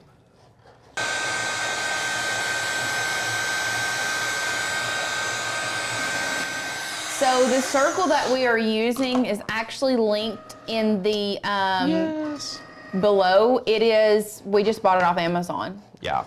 Yeah. Yeah, we love that. I might have applied too much heat, so we'll see if that changes anything, but it's looking really good. While I have that to the side, I'm going to grab my letters and paint those real quick. Love this. Love it. Well, actually, I only need, I said letters. Oh my goodness. I just need inside my O and my And the E. E. Love that. Okay. So we're just going to be able to paint this real quick. Look at that. Let us know if you guys have any questions. This is a great time for Q&A because I'm about to start hopefully weeding. I'm about to find out. I'm Or on the edge just of my laying seat. it down. Yeah, I'm on the edge of my seat how that's going to turn out today, to be honest. I'm excited too. What a time to be alive. Don't make me start singing again. It's already stuck in my head. Oh gosh, don't do it, Lauren. TikTok song. Tic tac paddywhack. Uh-huh. Okay. Alrighty. I'll go let those just air dry. Okay, this is the big reveal. Are we doing iron on wood today or are we not? This is about to get real, and the pin tool is going to be right here with me. Oh, you can hear. Can I come look? You can come look. Sure. Okay. I'm real. I mean, it definitely got through to some of the plastic. I'm just trying to you see, it cut. I'm just thinking if it got through all the plastic, how you could just peel all of that up, but it didn't. No, it didn't. Do you know what I'm saying? Yeah. That would be insane. That would be super That happened easy. to you? Yes, That's insane. That happened to me where it cut through all of the plastic, and I was just able to peel it up, and it was already on the plastic, and I just laid it down. And I could not imagine. I would freak out. I would you gotta literally learn freak to out. roll with the punches. Yeah, I would freak out. I will say, this is oh gosh. This is weird. It's cut differently. And I'll try to show you is what I mean by that. So, HTV usually, where it cut through, it's cut just enough, a bit of the material. So look. So right here where normally the heat transfer would be stuck down, it's coming up. Even though it's cut, just not cut the right way. So I don't know if we're gonna be able to do that today or not, y'all. Ooh, no. So some pieces are great, some pieces are not. Rebecca asked if it cut through my mat too. No, it didn't cut through my mat. I just forgot to change. I think I used I was doing a project where I had two different types of vinyl, and I think it was one of them was glitter, so I put it on glitter HTV to begin with, and then put it on more pressure because this glitter vinyl was super thick. Yeah. And I just did not go back and change my material, and I left it on more pressure. And so what happened was, it just it didn't cut through my mat. It just cut through all of the plastic and all of the vinyl, and I was layering, so I just laid it down and put a Teflon sheet over it and That's insane. went to town. That's awesome. So I'm just trying to see if I can salvage this because I have this area that did not do me a favor, if you know what I'm saying. I would not, for anyone watching that's oh, maybe the deep cut blade can cut my vinyl better. No. I just wish you could see and feel what's happening with this. This is when I wish we did do in person, because I would bring this over to your table and be hey, see how it's coming up way more than it normally should. That is what's happening here. So I'm not loving this. I'm trying to be mindful, doing a little pulling action to try to make sure it doesn't try to pull up as much, but it is a little disappointing. Okay. So Ty said, this just shows you that there is a reason to use the blade that it tells you to. Yeah. Yeah. Ty, retweet. Absolutely. Amen, retweet. Hashtag retweet. As I'm peeling up, I'm literally peeling up things that I would never peel up when I'm cutting normally. So I'm kind of just going with it just to show you all what would happen. But yeah, this is not good. It's not great. It's definitely not good. Okay. But what I'm probably going to do, I just want to weed out a little bit more of this and, you know, just for really you guys to see it. I mean, we're already at 1.5 hours in the show, which is way more than we had ever really scheduled, but we're not really, this is not really a time thing. It's about the weeding quality. Please use the blade that is designed for your machine. Like, just do that and make sure to follow it. And if you all want specific instructions on being able to do heat transfer vinyl on wood, I have videos both in the membership and on the YouTube channel publicly where you can master that. So that's what I'm probably gonna recommend for you guys to do. And now I want to spend some time talking to you about how you are going to support your hello onto your wood. Because here's the thing, if you're like, Tanner, I've tried ironing on wood and that's just not for me, that's perfectly fine. You don't have to. This is a great alternative. You can just build what we're about to build. So all you're going to do, flip this around back, and we are using these little 0.59 of an inch cubes. We're going to add cubes using our DAP glue, or you could even use your hot glue, and we're just going to apply them onto the veneer, because this is going to create a little backer. And y'all, again, today is a great day to join membership because you're going to get access to every piece of artwork that we've ever featured here on the YouTube channel. Most of our projects are all cut files from Maker's Gonna Learn. So if you love what we do here on the YouTube channel, that's just like confirmation you'll love being a member. Yes, so we have a couple things that I want to address while you're doing that. I love that. Violet Flame. Hey, Violet. They said the angle of the deep cut, and I did not know this. There is an angle. That's why some cuts are really good. The angle of the deep cut blade is 60, whereas the fine point blade is 45 degrees. Yes, look at this. Which makes the big difference. That's why my cuts are not great.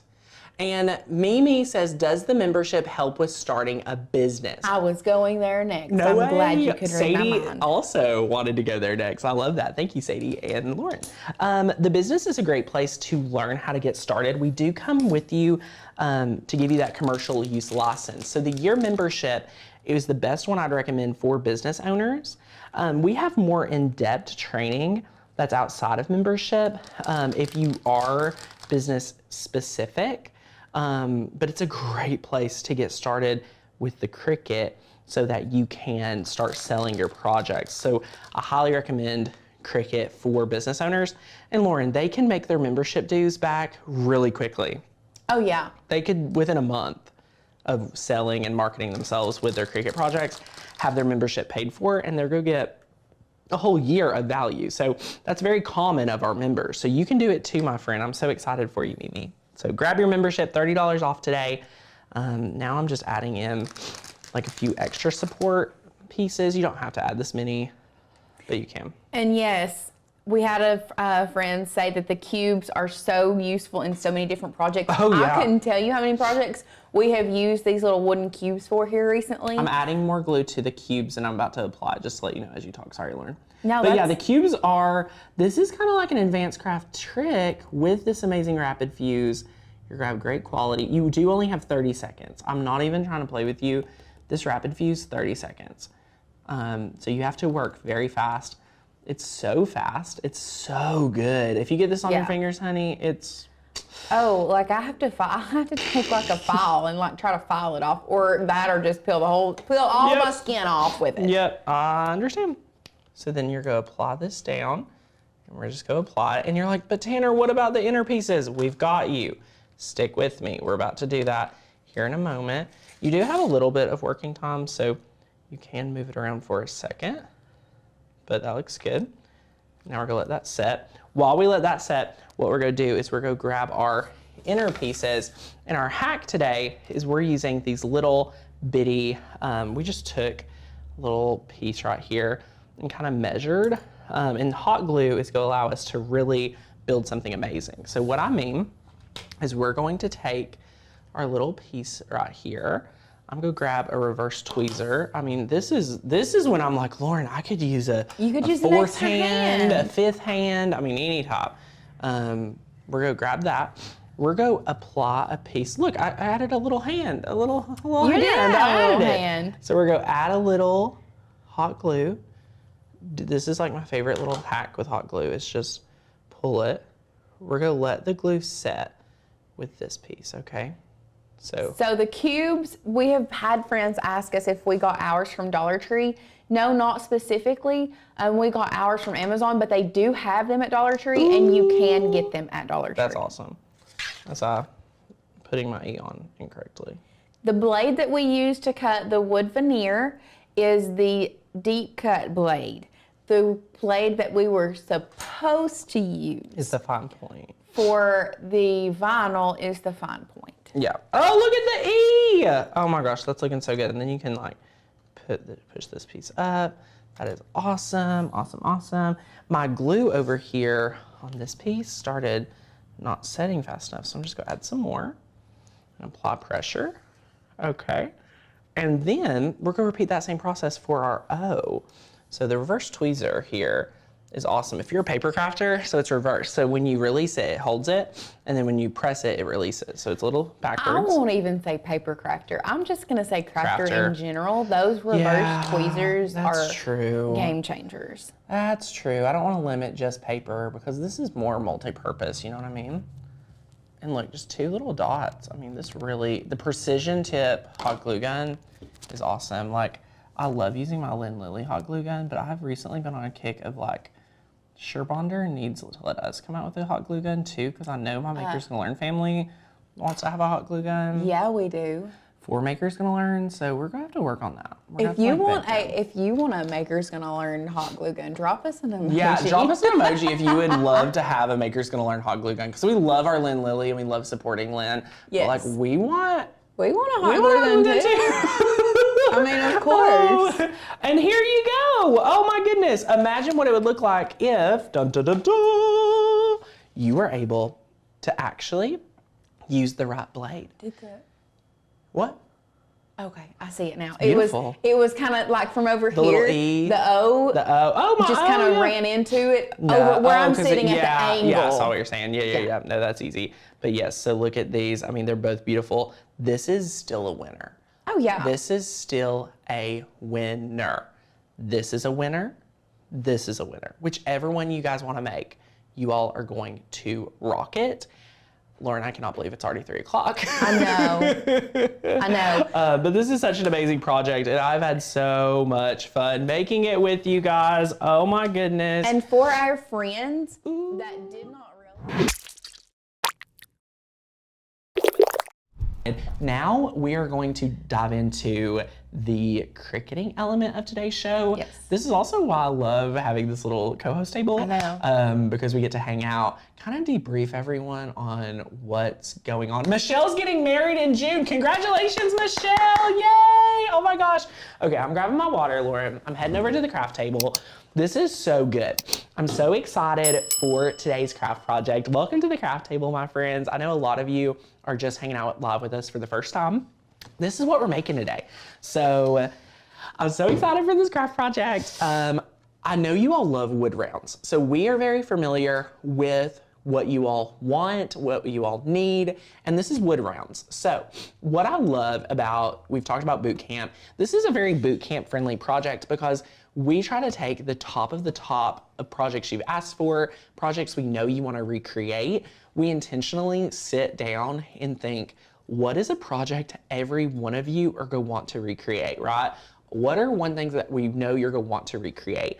So that's what boot camp is really about. That's why it's so well done, if I do say so myself. But today's project, this is what we're making, and it's go away. So this is a go away cut file. We are actually going to iron on wood today. I have an amazing stenciling technique. Our craft producer, Miss Alicia, Lauren, Alicia's like a queen when it comes to stenciling, painting. She's not a queen, she is the queen. Yes. I mean, like that girl and her So painting good. techniques and her So signs good. that she makes. Yeah, she is like an advanced, like this, she actually has a side business of her own or a business. So she Yeah. did this, she she did her business full time for the past year and a half, I think. And we just kind of begged her to come craft with us too.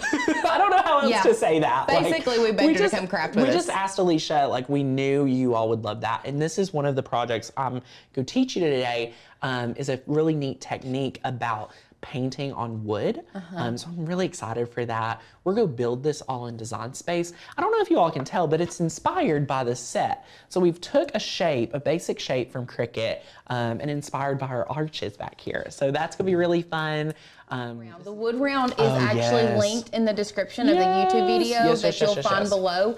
I'm pretty sure we got it at Lowe's. I believe so. I think we ended up having to like order it online and getting it shipped here because our local Lowe's didn't have it. Yes. I'm not 100% sure on the cost. A lot of people have said finding good wood rounds. It ranges right now. I do have to say it ranges. So if we go overhead, we can take a look at our supplies today. So we have our wood round. We have some transfer tape and some vinyl to do this project today.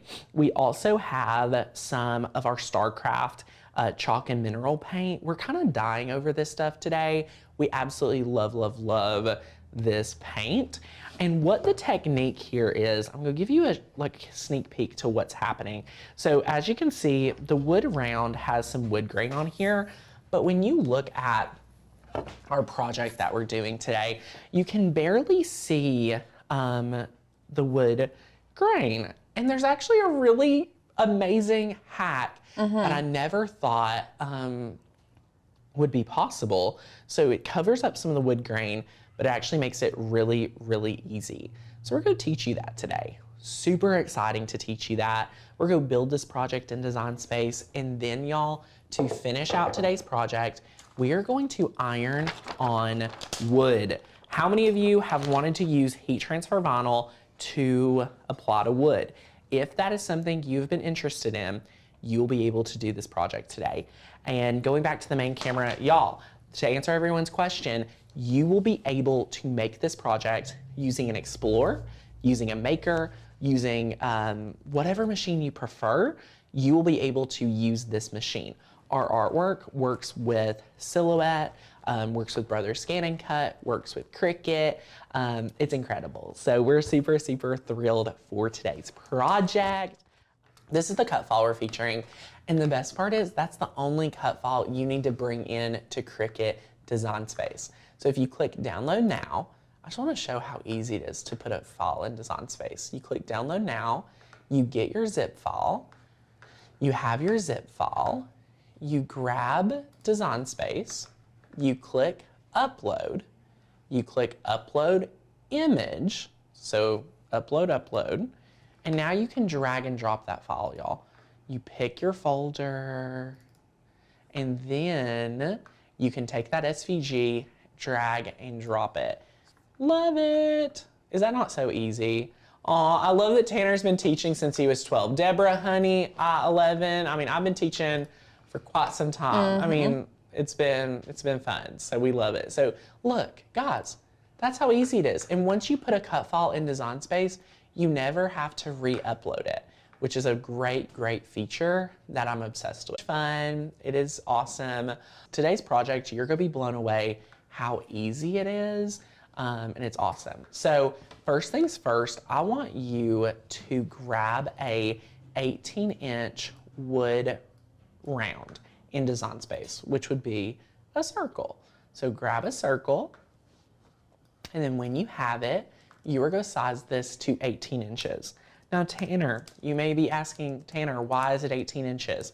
Well, y'all, we know the size of our wood round today. So this is a great way to visualize what is going on, so you all can really see it. So once you have the 18-inch wood round, you are going to be able to turn the color to like a light gray.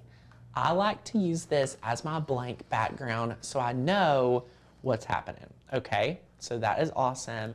And then what you are going to do is actually grab another free shape, okay? If y'all didn't know, Cricut included all these brand new free shapes that I don't think we've played with yet. Wow. They're awesome. And one is kind of like what we've been doing a lot of, which is this adorable shape right here. We are going to now hold it down and we are going to rotate it. So holding shift, look, you can rotate it. Lauren, what is everybody doing giving dollar bills? I don't know. Linda, are y'all trying to butter us up for this Cricut? Are y'all trying to butter us up? Linda, thank you so much. You are so sweet. Oh, just got my heat press, yay! But let's scale this up, y'all. And then you can see I could place this right about here, okay? So this is that. I'm gonna make this one our lighter color. So I'm gonna change the color to this lighter pink. And then I'm going to duplicate it, okay? So I'm actually going to now make this the darker color. So I'm just doing this with the material colors, and you can do this. Y'all are giving dollar bill somebody else. What is going in tarnation? What are y'all doing? Y'all don't got to give us a single dollar. No, you don't have to give us money to be able to win. Oh my goodness. Thank you, thank you, thank you, my friend. You all are so sweet. So what I just did was I was able to place these two shapes. I changed the color, and Lauren, right now it looks a little hodgepodgey. You're like, what is going on, right? Well, now what we need to do is I need to slice. If I wanted to go ahead and try and select all three of these layers at one time to slice, guess what's going to happen? Look, I try to select all three and I cannot press slice. And the reason why is you can only go ahead and slice 2 layers at a time. Y'all, somebody, 2 more people just donated. What is going on? Y'all do not have to do this. Shout out to, what was the names? I lost it. Michelle and Tia. Michelle and Tia, you all are so sweet. Oh my goodness, thank you, but you all do not have to do that. But you have to only slice 2 layers at a time. So I'm going to slice our first 2. So I'm gonna hold this down, and now I'm going to slice the darker layer. Okay, so click slice, and boom. Love that. Love, love, love that. So we've got this right here. So good. Deleting this piece out. And now we have this one. Okay, so we got that shape. And now our circle is kind of a little messed up. So what I'm gonna do is I'm just gonna delete this circle, and I'm gonna add another one. Just to, continue our strategy here. I should have went ahead and had 2, but that's fine.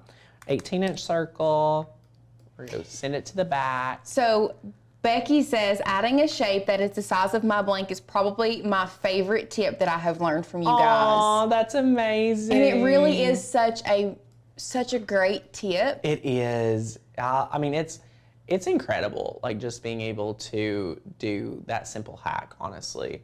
I think she actually overlaps that one a little bit with the other one. And then just move the other one out of the way. I love that. Okay, perfect. So we're just moving this one out of the way, and we just have this set up. So now you select these 2, and then bada boom, we're gonna slice that, okay? Just got my annual membership. This pushes me to make the Cricut leap. So I'm just gonna press slice over here, and then boom. We got this shape out. We've got our 2 shapes. This is so good, and I love that. So now we have this shape, and we have this shape, and then over top, what you do is bring in your go away. And the reason why we like to, again, have the blank is so we can size our go away. So I'm gonna bring in another circle. I'm gonna size that to 18 inches. I'm going to change that to light gray, and I'm gonna move that to the back, okay? Send to back, and then look at this, y'all. Look at this. Now I can feel like I have my wood round right here, and everything's perfect. Do you see what I'm doing? Are you all picking up when I'm sitting down on this craft element? Like, I love, love, love being able to visualize exactly what I'm crafting without having to second guess anything, because that's the secret sauce that you're not gonna learn anywhere else about designing amazing craft projects. So what's gonna happen, you are going to cut after you're happy with everything. All you need is you're going to use, you're going to cut your stencils, you're going to cut your vinyl, and your colors. So you really only need 3 color vinyl. That's easy. So you don't need the background anymore after sizing. That's just for looks. And then look, you're going to have these 2, and you can actually color sync all of this because this color doesn't matter. So that's just going to be this shape, and then these 2. So 3 different colors. That's awesome. Now, if you click Make It, we are going to see what we got going on here. Or delete out that circle. And then what I want just to show you all real quick, if I press Make It, I'm going to do On the Mat. And when you cut this, look at this. So this is going to give you the stencil already. Make sure to position this in the middle so you can have it as a true stencil. So do that on the middle. You could do this too. Just make sure it's on the center, all right? So just center those up and cut it out, okay? Cut it out. So that's awesome. You're gonna have your layers. Let's go overhead so I can actually show you guys exactly the layers you are gonna have cut out. So this right here is an example of your stencil layer, okay? You see that here? This is your go away. I've already been able to have this cut and weeded. Lauren, I mean, the prep that we have done for this project is to really kind of just help everyone spend more time crafting and like learning what they need today. Because these basic cuts are something, if you are, whether you're a beginner to Cricut and you've never used a Cricut before, like these are pretty simple. Yeah. Once you get the sizing down, the basic cuts, we've shown you the design behind all of this. So all you have to do is hit send. Yeah, so that's all that's left. After you have your layers, this is what I'm really excited about. This is what, for my friends that have been watching for a while and are like, Tanner, teach me something new. This next step is what I'm really going to teach. So I'm super, super excited about this. So we're going to grab our wood blank. I'm just gonna move some of these layers out of the way. And I'm gonna grab my wood blank here. This is my beautiful one. And what we need to do now is I've applied transfer tape onto the entire stencil. Now, did I have to apply transfer tape to this? Lauren, no. You could just pick this up, loosey-goosey. This is just a very basic shape, nothing too hard. I'm going to overlap it here somewhere about like this. I'm gonna leave a little bit to edge off the entire side. And then we're gonna place it down and we're gonna start stenciling. So I'm super excited about that. And you can make a stencil out of vinyl, but we're actually using the StarCraft stencil vinyl because, and the reason we have been doing this here recently is where we're layering the paint. Yes, it tends to not pull the paint up when we put it over it. Right, I love that. So yeah, this is the StarCraft stencil vinyl. You can use, like Lauren was saying, you can use other, like, I've always also said, Lauren, recycle those colors of vinyl that you actually never want to use. Yes, I mean, colors that you have that you may have gotten in like a, like those the craft packs, and you're like, yeah, I'm never gonna use this. Use that as a stencil. stencils. Love that. So notice here, I'm overlapping and I'm making sure, this is a big old stencil, I'm making sure that it overlaps just a hair or two. So here we go. So I'm overlapping here. And I'll show you all why here in a minute. So let me make sure it's not too crooked. Keeps getting stuck to my table. And then bada bing, bada boom. Looks good to me. Yeah, I wanted to have some area up here. Can you all see this up here? Should I pull it down some? Pull it down. Okay, let me just talk you through this right here. So now that I pulled it down, you guys can see, I just want it to be pretty much close to the top to have for my first arch. But notice there's some area down here that overlaps and then it goes to this top. So I'm just putting the vinyl down and letting it all hang off the rest of our design. Okay, that's very intentional. So what's gonna happen now is I'm gonna peel this back. Very easy, very, very easy. And this is the StarCraft stencil vinyl. Yep. And Miranda asked, what's our favorite type of paint to use on wood? We're huge chalk paint people over here. Yes. Please use chalk paint people. Please use chalk paint. And we are using, I think we're using the StarCraft chalk paint. We are. The chalk and mineral paint is so good, y'all. So good. Look at it sticking to the table. That's so funny. Okay, I'm just gonna let it just nicely sit off the side of the table. I get a little crazy when it comes to the edges of stencils. I like to take the back of a weeding tool and just kind of burnish into the edge just to help protect it and just make sure, you know, it's down there. If you have a burnishing tool out, use that, really whatever you want. So now that we have this down right here, what we are going to do is talk about our hack. So we are actually eventually putting down this beautiful blush. This is the Blush StarCraft Chalk and Mineral Paint. We have a link down there and be able to rock it. And then we are going to use a darker color too. So we have the two colors that we eventually will use. But if you use just this, you're gonna get a lot of wood grain exposed. So today's hack, we're going to do a light coat of linen white. A very light coat of linen white, and then we're gonna let this air dry. I was instructed to do not for this coat, use the heat gun. Yeah. But I mean, if you want the wood grain to show through, I've seen some people say, yeah, I like the wood grain. If you want that wood grain to show through, using that blush. Just do a blush. You could do 2 coats of blush. You could do whatever you want. You don't have to do multiple coats. You could do 1 coat, you know. But if you want it's very boho to have the wood grain, you know, like. But if you want that nice base layer so you don't see the wood grain as much, this is what we are doing. We are adding this linen white down first. Yes, and I will say I've gotten into such a rhythm of going with the brush strokes. Or going with the wood grain. I say going with the brush strokes. I make sure my brush strokes go with the wood grain. And the reason why is when you stain, it's very important to stain with the wood grain. So it's became a force of habit for me personally to paint that way as well. So if you all want to start following that method with me, feel free. I think the paint goes on better. I think everything does better going with it. And if you notice, it doesn't even pick up a lot. Like I don't even know if y'all can see this look on here. So if you can, great. If you can't, that's okay too. You don't have to be able to see it, but just know we are putting it on here.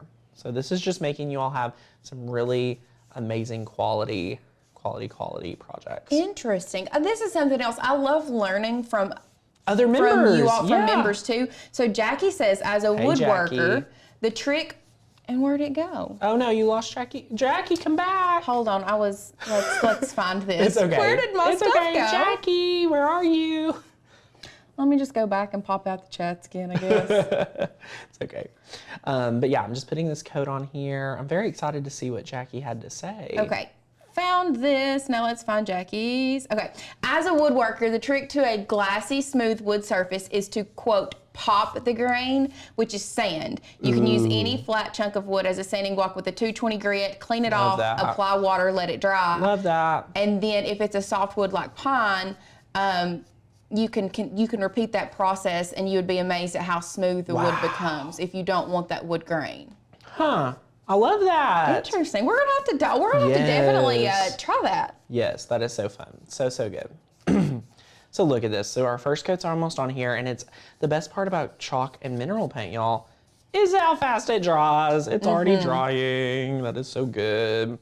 So this is dry right now. We can go back overhead because I think it's time to just start repeating the same process, but with our blush, because what you'll see here, you know, this is a very soft and muted paint.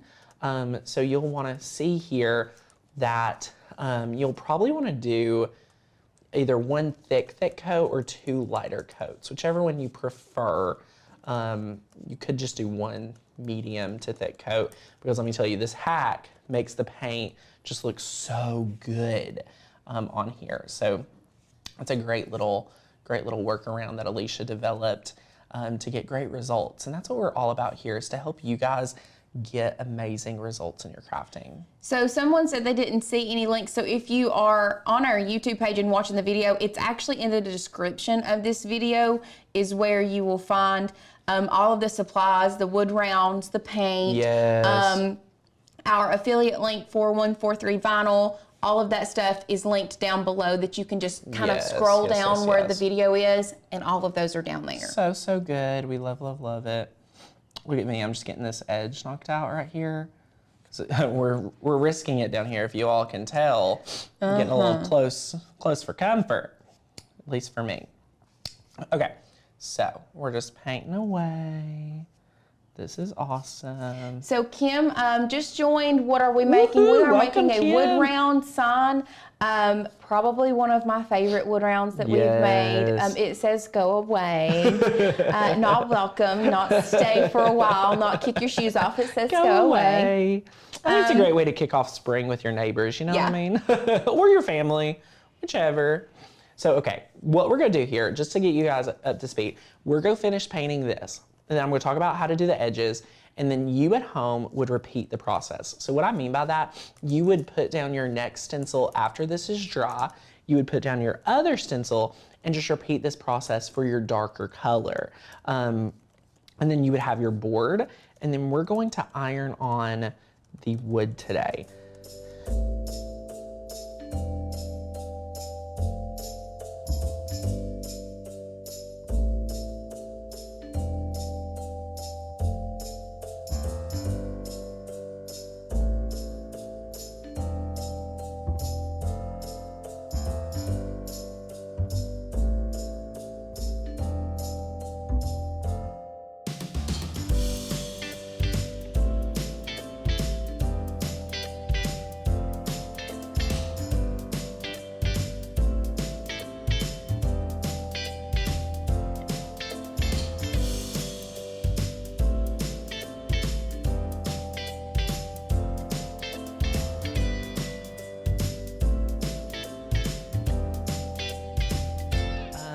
Let this dry. You could heat set it.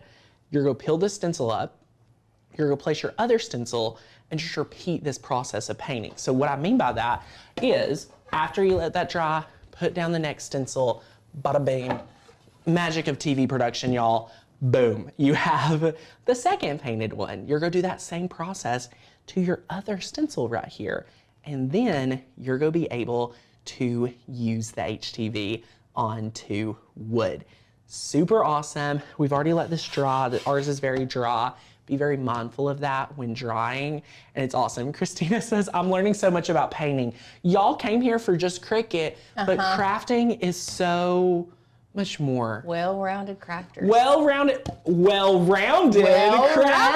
I did that on purpose. We got a well-round y'all into crafters. Yes. Oh my gosh, you all are amazing.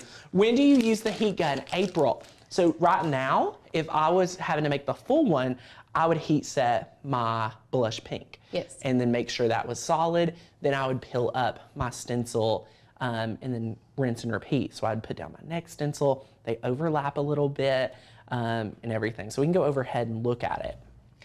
So, Linda has a good question. Hey, Linda. So she says, I do not use Facebook. Will learning from your website and YouTube videos work just as well? So yes, you will learn from our YouTube videos and from our website. What our Facebook community does is it just gives you more instant of access, more community. It's just a community to share what you've made, a community to ask questions, to learn from fellow crafters. A lot of our friends I have seen, they were like, I don't use Facebook, but they created one just to get in the group. Under an alias that's not even their name. I love that. And not accept any other friend requests or anything else. Just join the group. Can be the group. And it's, people do it, it sounds crazy, but that way you're not missing out on any value.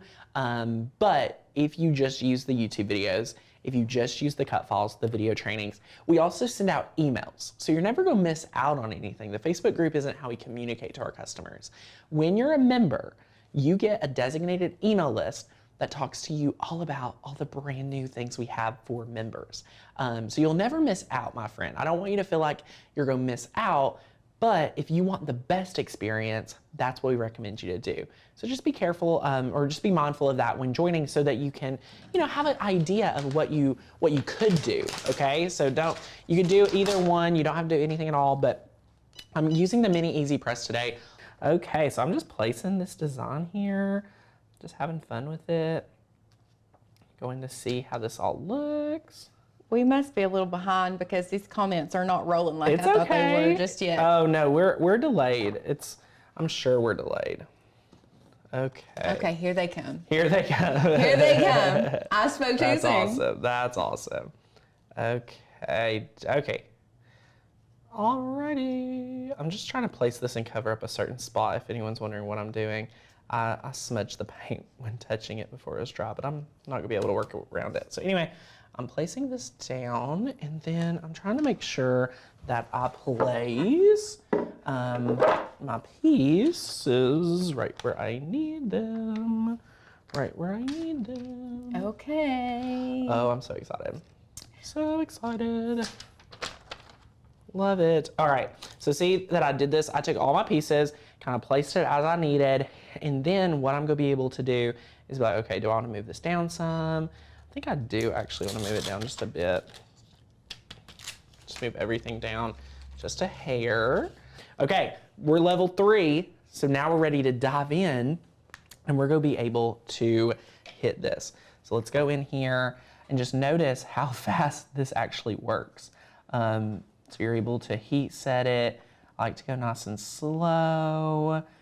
I've had people ask all the time, like, Tanner, can you do this on painted wood? And yes, the answer is yes. So you'll be able to see this start going down, and I think you'll be pleasantly surprised with our result today.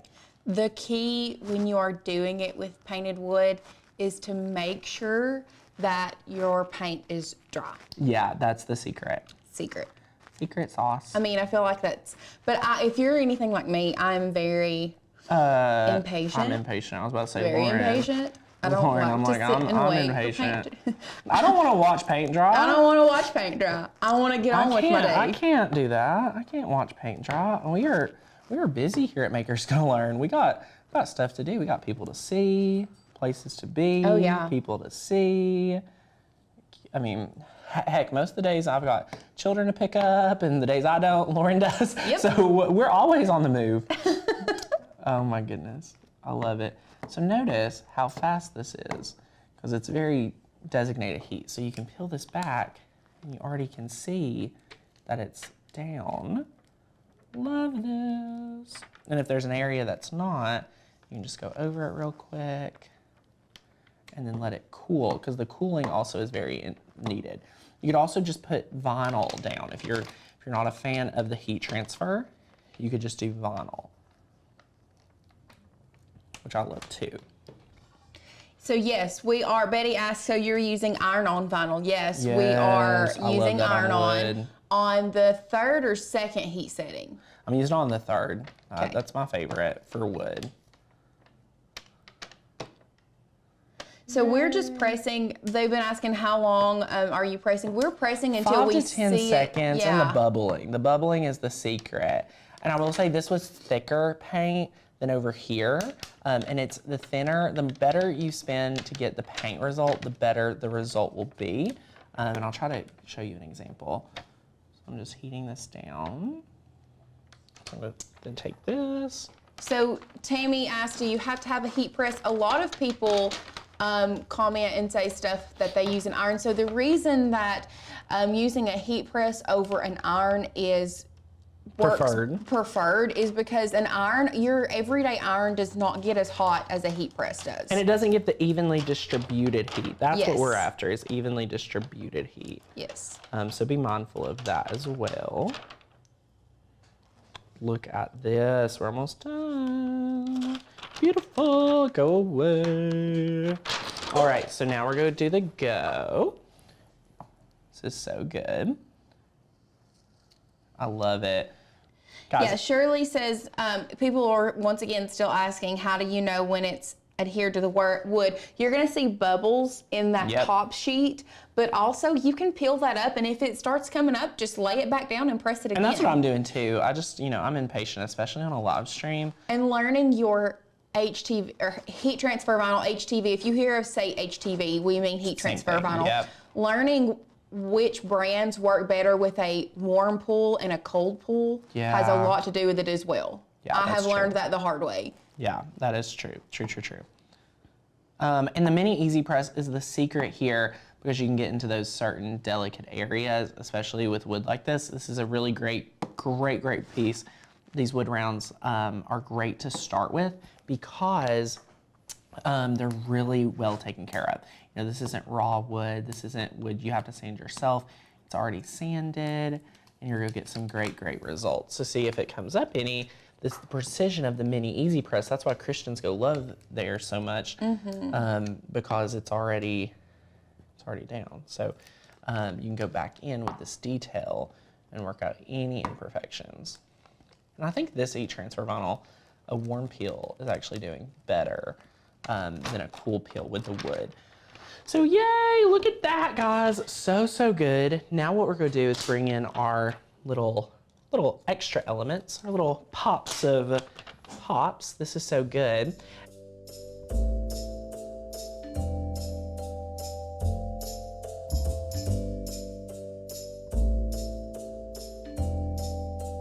Look at that. Oh my gosh, it's done. Sorry, I'm like, we did it. We can hold it up while you're chatting. Mommy Cares says, hey, Mommy Cares. Do you press it again after you take off? Today's project, Lauren, this one is so exciting. This one holds an extremely special place in my heart. I still think the plates that we're gonna do together, which is a similar process but different, different resin, but this one's really fun. Okay. No, it's the same resin. No, did we? Oh, we used this. I used that. I didn't use the UV. No resin. UV for the plates. Well, good to know. We'll be doing that very soon. But we love this. So.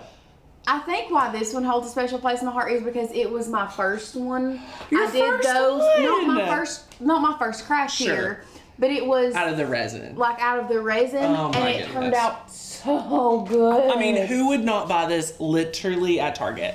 Like literally at Target, this is amazing. So if you want to make one, that is what we're making today. There are some Design Space little hacks that we have here that you want to master. So if you're brand new to Cricut, sit back, relax, and honestly, get out the text. Like, I want to see the comments on here. I want to know what you all want. Someone said, y'all show up and show out. Michelle, every day. That is what we do here at Makers Gonna Learn. So we love that. Very excited. So let's go to the overhead. I'm really excited to share this amazing project. This right here, just to give you guys the breakdown, we're taking a tray that is from Hobby Lobby, and I believe the tag is over there behind the Cricut. Well, I was about to say, I believe you handed that to me to show on camera. I did. And then I think I threw it away. Hold on. I don't know where it went, Lauren. Yep, you handed it to me and it disappeared. Maybe in my pocket? This is so funny. I'm so sorry, my friends. Anyway, it's the wood pile. It's from the wood pile. It's from the wood pile collection at Hobby Lobby. That's where we got the tray, was just from Hobby Lobby. I'm so embarrassed. It's fine. It's not okay. a big deal. It's Monday. But what all this is, let me show you the tray, and we're going to go into supplies here in a moment. But here's the tray you get from Hobby. So this is the tray from Hobby Lobby. What we have done, we went ahead and Lauren pre-unscrewed all these holes for me. Thank you, Lauren. We took the screws off. So now you have the wood, and then you have the tray. And so it's two pieces. With this specific tray, and it really just depends on what tray you use, but with this specific tray, I had thought, like me and Courtney kind of talked it through, and my thing was, well, what if we just go ahead and use the resin with the black thing on, but there's a small, very minute gap. Yeah, do you see that? Between that black. You can see. I mean, and it's not that big of a deal. Lauren, let me tell you why. But I wanted it to feel more finished and not get any of that resin on the black, so that's why we unscrewed it. But let's talk again. In addition to that, which is amazing, this lip around here is a pain to try to put vinyl around. Even cutting it, trying to get your easy press in there is a pain. Right. So like as a crafter, like I want to just encourage you guys to do as we're doing today. Unscrew that for Lauren's purpose of we're going to stack it on cups and let that resin pour over so it looks really professional. Yes. But also to apply the vinyl, because we're using heat transfer vinyl today. We're going to walk you through it. If you've never mastered heat transfer vinyl with wood before, get pumped. It's amazing. So yay, I love it. For supplies, pretty minimal when it comes to resin. We are using a 12 by 24 inch mat. This is our 12 by 24 inch mat. Epoxy, this is whatever you want. If you want to put like cookies on here, you could do a different cut file. We have some of those cookies for Santa cut files. This would be an amazing tray to make for Santa, let me tell you. But with that, make sure you're using food safe resin. Okay, my friends, make sure you're food safe. So Christina asked Christina. if she could use the UV resin, and I'm not even looked at the UV resin bottle. This is I don't harder. know if it's food grade safe. If you look, so this is we got that from Hobby Lobby. Yep, the amazing brand. And it actually says on the back of the box that Yeah. it is. You can read it. It says Yep. FDA and then some numbers. Yes, food yes, grade yes. safe. Yep, Or maybe it's on the side. Yep, it is. When fully cured, or maybe it's in the fully pamphlet. cured. Yeah, I think it might be in the pamphlet. Keep out of reach of children. While the product does contain UV. It might be in the pamphlet that explains everything, but yeah, just read all of this if you're worried about food safe. We were not planning to put food on here, so we're not really too worried about that. But yeah, so aside from that, we have if you've ever used resin, you need a ladder. This thing, you're gonna work miracles. We have a piece of poster board today. We have 3 cups to help build our base for our wood to sit on to let that resin pour over. We're using green heat transfer vinyl. This is our favorite color. It's amazing. And we're using our mini easy press. So very minimal supplies today, my friends. I think you're gonna really enjoy this, and the cut file is really easy to work with. Like, we are taking this cut file. This is a 14.5 inch tray, round circle. So you are going to essentially work with me. We're going to slice this into like 2 cuts. So this will be one side and this will be one side of the HTV. We will lay this down. We will heat set that onto our wood, and then we'll put our resin on there, and you all are done. Like, the last step after that will be attaching your hardware back, and your tray will be done. So this project, my friends, is very, very simple. We love that, and I think you all will really love that. I want to work on a cutting board. Yes, that's awesome. Love it, love it. So this is so much fun. But over here in Design Space, here's the cut file uploaded, okay? What you'll want to do is size this for your project, which we are just using the smaller version to walk you guys through with. Just size it to your tray, which mine is 14.5, all right? So size that. Then you're gonna want yours to look like ours to the right. How did we make it look like that? We grabbed a basic shape, and look at this new Cricut Design Space update. Wow. I know. Crazy. So they have new shapes and things like that. That's neat. So we'll click square, and we're going to change the color to red. So once we change the color to red, we will be able to take this right here, and we're going to walk it over and twist. So once we twist that right there, we will have it, and it will be twisted. And then you'll repeat that and work your entire way down. Okay, my friends, you will work your entire way down for this project, like ours to the right. So we can delete that, because then you'll have it looking just like this. Now, the reason that we're doing this is because it's big. larger than 12 by 12. Right, and you have to piece it together. And Which this is was easy. the easiest place to cut this and piece it Yes. together without giving leaving a huge gap. Yeah. So now that we took those shapes, we're going to take this right here. And what I would like to do is first select our squares, and I'm going to weld those together so that becomes a shape. And then what we are going to do is we are going to duplicate this, or actually what I want to do, hold on, let's go back. So I'm ungrouping this, and then I'm just making this a little bit larger. Hold on one moment. So we're just making this a little bit larger so that we only have to do a few slices. Ta-da! All right, so select your circles again. So select those. And now click weld. Okay. Move this over. All right, once you're ready, you can click these two right here and we're gonna click slice. Ta-da! So now they're two separate. So you have this one, you can delete it, and you have this one, you can delete it. So now we have these two layers right here. Okay. You cut off an antler. I cut off an antler. Oh no, oh no, oh no, oh no. And a little part of the tree when I resized. You know what? I think I can make this work for what we're doing. Let me go back. I don't want to have it cut off because that would be harder to line up. So to make this easy, if you ever need to go undo, just click undo, undo. And then I'm going to undo one more time. And then I'm going to correct my antler. Ta-da! And grab one more shape. Okay. Change this to red. And you'll see the method to our madness here in one moment. Awesome.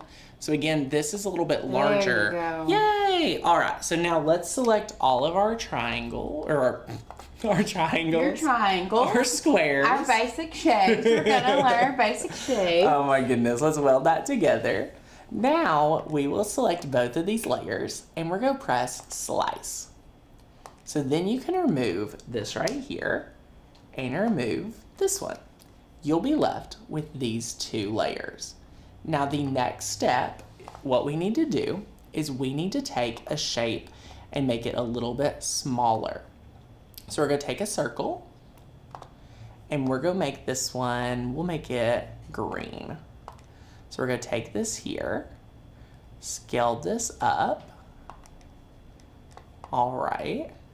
And you wanna make it a little bit smaller. So the design space trick here is to make it a little bit smaller. So make it just a tad bit smaller. Okay. And then I'm gonna make this larger just so that you guys can really see this here.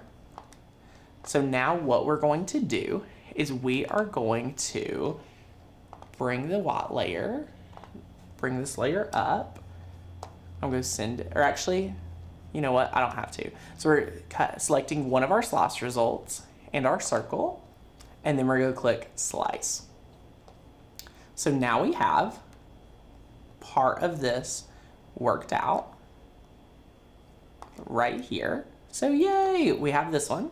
Now I can click contour and I can click that shape. And then there we go. So this one's all ready for us. And now I can click on this, delete that, and delete this, and this. And now we're gonna take another circle, just like so, and make it green as well. Size this up. Make it a little bit smaller. Remember, that's the secret here. You could have duplicated it just to have the same circle, but you don't always have to. All right. So now once you're ready, you can select both of these and press slice. And as you can see here, look at what it does. So that's why it has to be smaller. See, it freaks out. That's a design space issue. So we'll click undo and click undo again and make this just a little bit smaller. Just like so. And then try again and click slice. Is there a layer behind it, I wonder? No, I don't know what exactly would be happening here. Let's go back, because I have another idea as well. So since we were changing up sizes and things, it might be better if we use the same exact circle. So we might take this one, see here, can remove this one and this and this. Mm-hmm. So bring this back, because it's the same shape, line it up, just as we had before. And now we can select these two and press slice. And it's still causing us to have that little extra shape, which is very odd to me. Align the green side, same side on top. Let's try that. So let's go back. So we have this. So I'm trying to make sure everything is going to fit perfect. And then we're going to select this and press slice.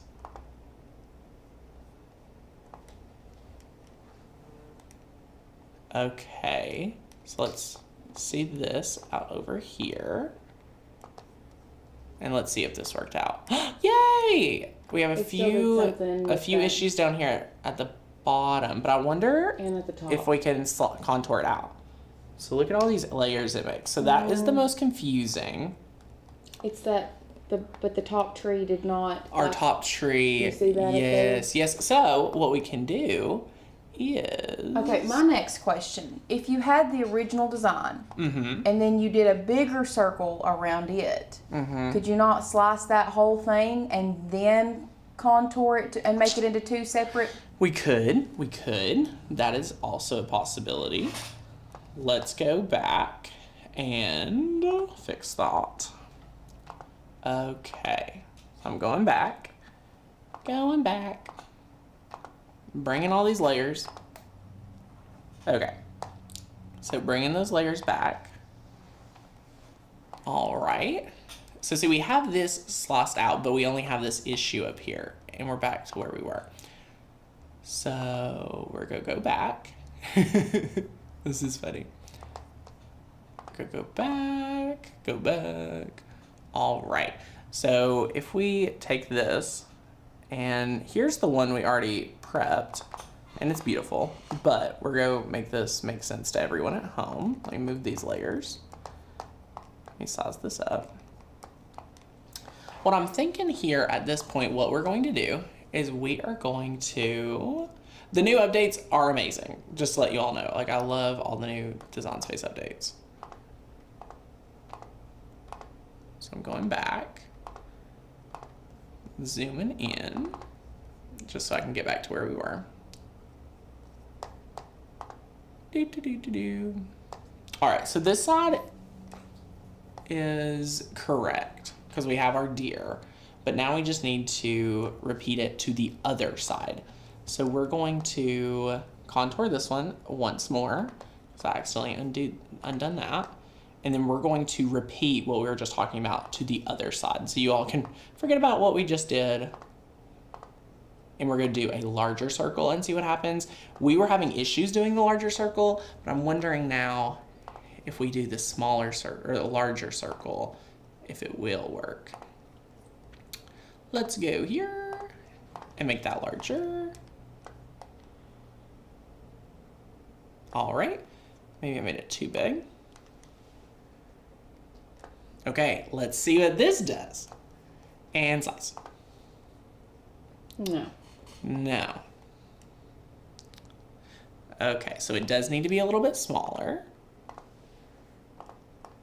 I don't know if this would be a normal issue, but I will say when slicing, you do want to consider the other layers. Okay, my friends, just be careful about that when you're considering that. I know Tanner and his like y'all. Crazy. So see, then you'll have this issue. So you could try manipulate that, but that does not seem easy, right, y'all? Like that is not what we want. So what we could do is... what I was getting at though is before you cut this, have this right side and separated it from the original, if you just took that whole thing and then sliced it, and then once it was to the green, then separate it out. Does that make sense? Yes. Let's go back. So like this one that's down here in the gray that is ready, it's not been separated to do the two pieces. So if you go all the way back before you did all of this, before you did that cut. Okay. We're going back to the basics. Okay, so here's our shape. Nope, on back. On back. on back because, and I'll show you why. If you go on back before the red, where you had that red, and you slice that in half. Yes. Okay, keep on going. Okay. Look at this. We're going back. Okay, I'm back to my shapes. Okay, back to your shapes. So weld your shapes. Can you weld just your shapes together? Yeah, that's what we did. So weld your shapes together.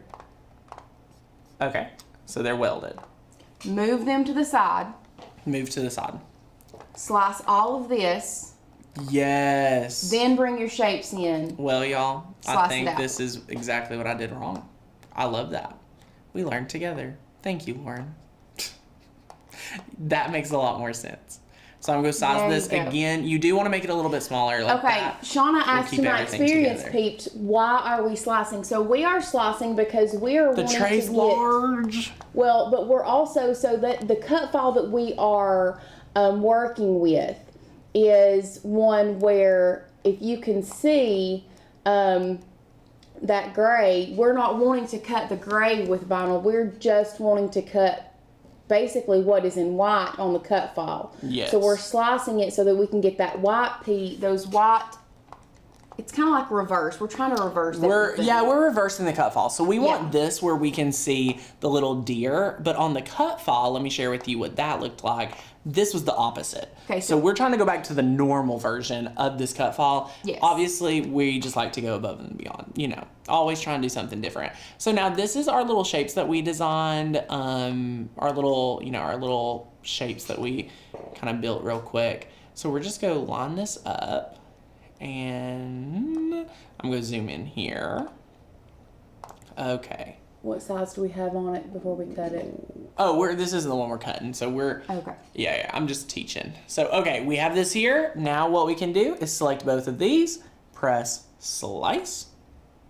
Bada bing, bada boom. 1 and 2. Woohoo! Lauren knows more than me. Thank you. And then look at this. So if there's ever a little spot, so do you see that little spot there? You may not, I can.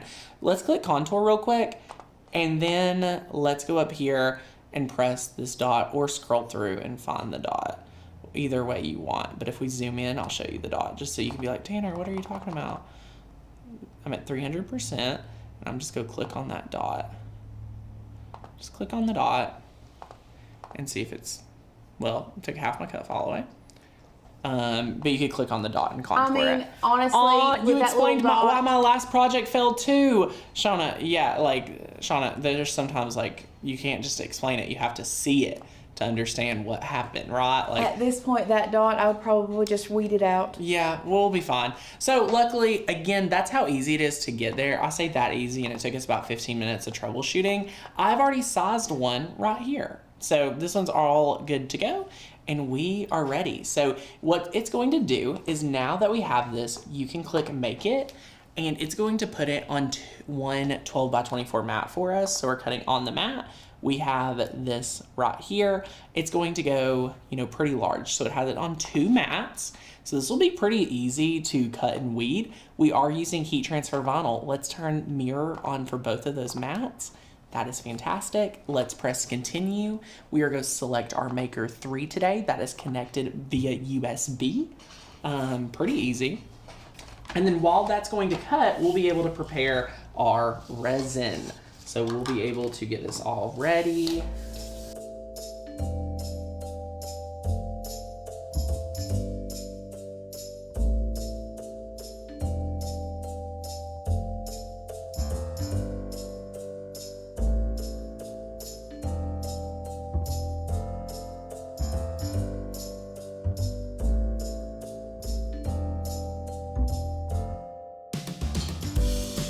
This is not showing me any material. Okay, so I'm going to go over to 4. Oh, Yeah, you can go back over to 4. So I'm trying to find just vinyl. Now it's coming up. Yeah, okay. It was not coming up while ago. It's so for weird. Tanner Everyday at all. iron on. Yay! So we're using StarCraft heat transfer vinyl. We love it.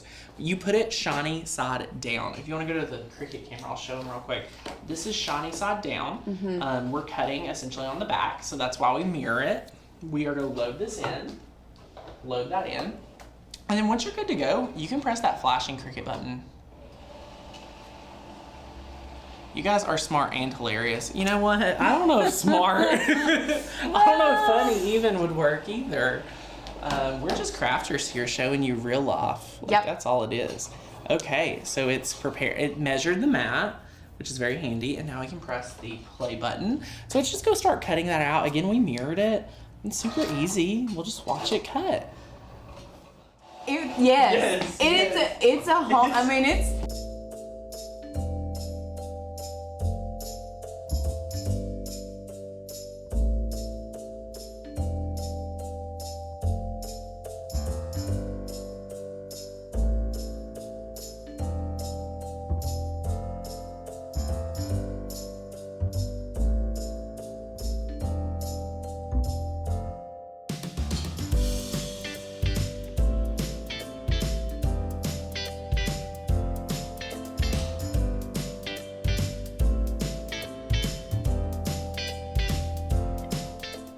Okay, so we've weeded this out. What we're gonna do, Snowflake easy press right there is going on the- to level 2. I've got to preheat this level 2. Now I feel like we need to be like in a craft like contest, because I know this is, it took about 15 minutes to fix our design space issue and then the Cricut issue. So we're running a little bit behind, but I mean, who's counting here? So Oh well. we're gonna lift this up, and now we're going to put down our next piece of heat transfer vinyl, just like so. Just like so. Beautiful. Didn't even have to cut this sheet. Praise. We're going to select Everyday Iron On. We are definitely going to... I can't use fast mode. Why? I don't see fast mode. It's fine. It's fine. Okay. Maybe the Lord doesn't want that today. Okay. Okay. Let's go measure. And while that's measuring, I'm going to let this get preheated. And then let's go start cutting our next mat. But we'll be able to trim this down right here. Okay. So just trimming this down. And then once we're good to go, we can press that play button. Just like so. Okay. Look at this. Aw, look at this.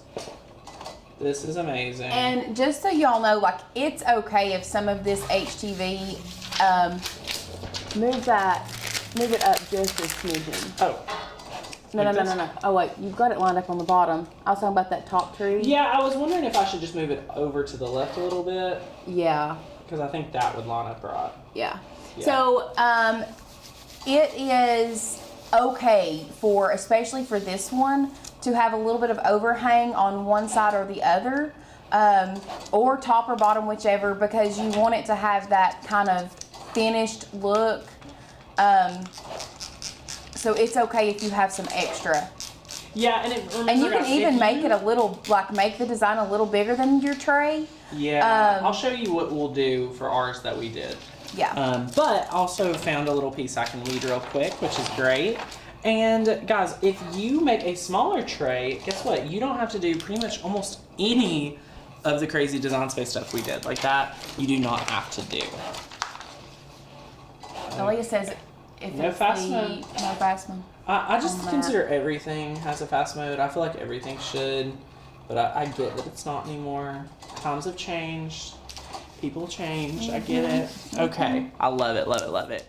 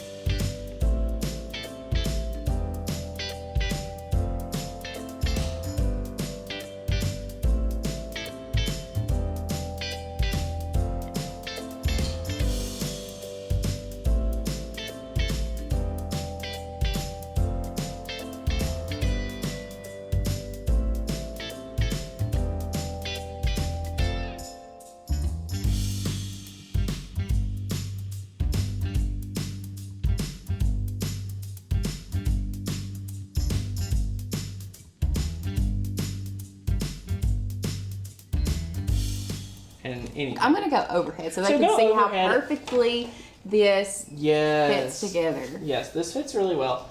Now, what I would do, just want to make sure you all are aware of, while we're lining this up, So I really quickly.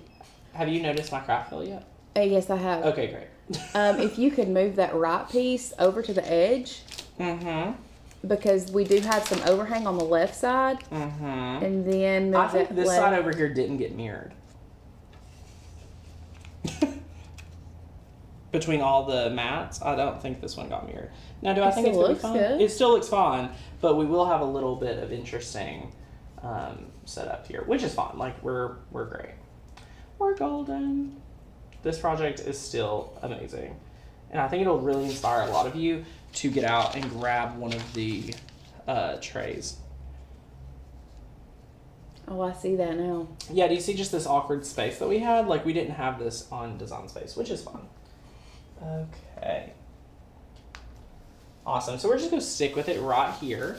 This is going to be good. Now that we have our Easy Press preheated, we're just going to start this right here. And my little deer. I'm going to start with this mat first and then put this one down. Yeah. One at a time, just for simplicity purpose. So look at how fast this is going to go on with our amazing mini Easy Press. This is at level 2 today. That's about 400 degrees. Maybe 350 now that I think about it. So I'm just going through, applying this down. Ta-da! And when you see the bubbles, that's how you know it's on. Like, that's my secret. All right, woohoo! Okay. Then you can see, like, hey, did that pill up? Oh my goodness. So this right here needs a little extra, and give that real quick. Let that cool.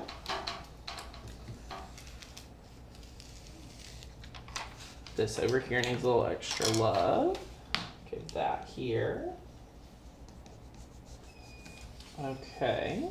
So we're gonna let that cool. If you guys hear the fire alarm is not going off, Courtney Nope. is sublimating. That's funny. Oh wait, hold on. I'm gonna have to run help her. She can't get it up. Oh my gosh, that is so funny.